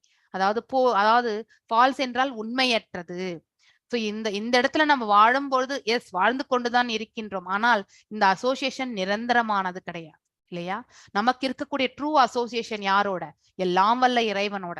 உண்மையான அந்த ரிலேஷன்ஷிப் அவர் கூட மட்டும்தான் இருக்கிறதே நமக்கு, ஒவ்வொரு உயிர் வாழிக்குமே. இதை நாம நன்னா புரிஞ்சுக்கணும். ஆத்யாத்ம நித்யா, அண்டர்ஸ்டாண்ட் த எட்டர்னல். நித்தியத்தை வந்து நாம கண்டிப்பாக புரிந்து கொள்ள வேண்டும். துவந்தைர் விமுக்தகா, ஃப்ரீடம் ஃப்ரம் துவந்தைர், அதாவது பாத்தீங்கன்னாக்கா இரு மனத்திலிருந்து நாம விடுதலை இல்லையா? கண்டிப்பாக விடுதலை பெறணும். இல்லைன்னா நாமளும் நிம்மதியா இருக்க மாட்டோம், அடுத்தவங்களையும் நம்ம நிம்மதியாக வாழ விட மாட்டோம். அது எந்த வரைக்கும் போகும்னா சந்தேகம் வரைக்கும் போயிடும். நமக்கு சந்தேகப்படுபவர்கள் இந்த லோகத்துல வந்து அவங்களும் நிம்மதியா இருக்க மாட்டாங்க, வேற யாரையுமே நிம்மதியும் விட மாட்டாங்க. அப்படிப்பட்ட ஒரு குணம். வினிவிருத்த காமா, done with material lust and unbewilderment இல்லையா? அதாவது குழப்பம், கலக்கம் இல்லையா, மோகம், இதுல இருந்து எல்லாவற்றிலிருந்தும் வந்து முக்தி பெற்ற நிலை. So who will be able to surrender? யாரால வந்து பகவான்கிட்ட வந்து சரணாகதி அடைய முடியும்னா, ஒருத்தர் வந்து இந்த போலியான, அதாவது பெருமை, தற்பெருமை, அதுல இருந்து வெளியே வந்திருக்கணும். அடுத்து மாயையிலிருந்து வெளியே வந்திருக்கணும். அதுக்கப்புறம் ஃபால்ஸ் அசோசியேஷன், அதாவது நான் டிவோட்டி அசோசியேஷன். அதுக்கப்புறம் நம்முடைய இந்த அசோசியேஷன் என்ன என்பதை வந்து புரிந்து கொள்ள வேண்டும் இல்லையா? இந்த பிரபஞ்சத்துல நாம் இப்ப எல்லாரோடவே பந்தப்பட்டிருக்கோம். உண்மையிலே வந்து ஆத்மா ரூபத்தில் மட்டும்தான் நாம வந்து பகவானோட வந்து சம்பந்தம் இல்லையா? ஆனா உடல் ரீதியாக நம்ம நிறைய ரிலேஷன்ஷிப் எல்லாம் ஏற்படுத்தியிருக்கோம். அது அனைத்துமே வந்து இந்த நாம் இருக்கிற வரைக்கும் தான் என்பதை நாம உணர வேண்டும் இல்லையா? அதனால்தான் வைஸ்லி பீப்புள் வந்து யாராவது, அதாவது மரணித்தால் கூட அவங்க வந்து இன்னொரு ஜென்மத்தை அவர்கள் ஏற்க போகின்றார்கள் என்று உணர்ந்து அவர்கள் மரணித்து விட்டார்களே, ஆத்மாவுக்கு மரணம் கிடையாது என்பதை உணர்வார்கள். உடலுக்குத்தான் மரணம் என்பதை அவர்களால உணர முடியும். அதனால அதை துக்கமாக அவர்கள் கருத மாட்டார்கள். ஆன்மாவுக்கு என்றைக்குமே அழிவு கிடையாது என்பதை உணர்ந்தவர்கள். மேலும் நித்தியத்தை உணர வேண்டும். பகவான் எல்லாம் வல்ல இறைவன் இல்லையா? அதே மாதிரி இந்த ஆத்மாவும் நித்தியமானது. இந்த இருவருக்கும் தான் சம்பந்தம், அவரிலிருந்து தோன்றியதுதான் இந்த பின்ன பகுதி என்பதை வந்து உணர வேண்டும். மேலும் இருமைகளில் இருந்து நாம வந்து கண்டிப்பாக வந்து விலகி இருக்க வேண்டும், அதாவது முக்தி பெற்றிருக்க வேண்டும். மேலும் மோகம் மற்றும் குழப்பம், கலக்கத்திலிருந்து எல்லாம் நாம வந்து விடுதலை அடைந்திருக்க வேண்டும். அப்படிப்பட்டவர்கள் தான் வந்து பகவானிடத்தில் வந்து சரணடைய முடியும். ஓகே, புருஷோத்தம யோகம், டிரான்ஸ்மைக்ரேஷன், இத பத்தி நான் நாளைக்கு எடுக்கிறேன். ஓகே, ஹரே கிருஷ்ணா. இப்போ ஸ்டார்ட் பண்ணா அதை முடிக்க முடியாது. ஹரே கிருஷ்ணா. வாஞ்சகல்பதாருபேஷ கிருபசிந்துபேவ ச பதிதனாம் பாவனேபிய வைஷ்ணவேபியோ நமோ நமः. अनंत कोटि वैष्णव वृंद की जय. नामाचार्य हरिदास ठाकुर की जय. हरे कृष्णा कृष्ण कृष्ण हरे हरे, हरे राम राम राम हरे हरे.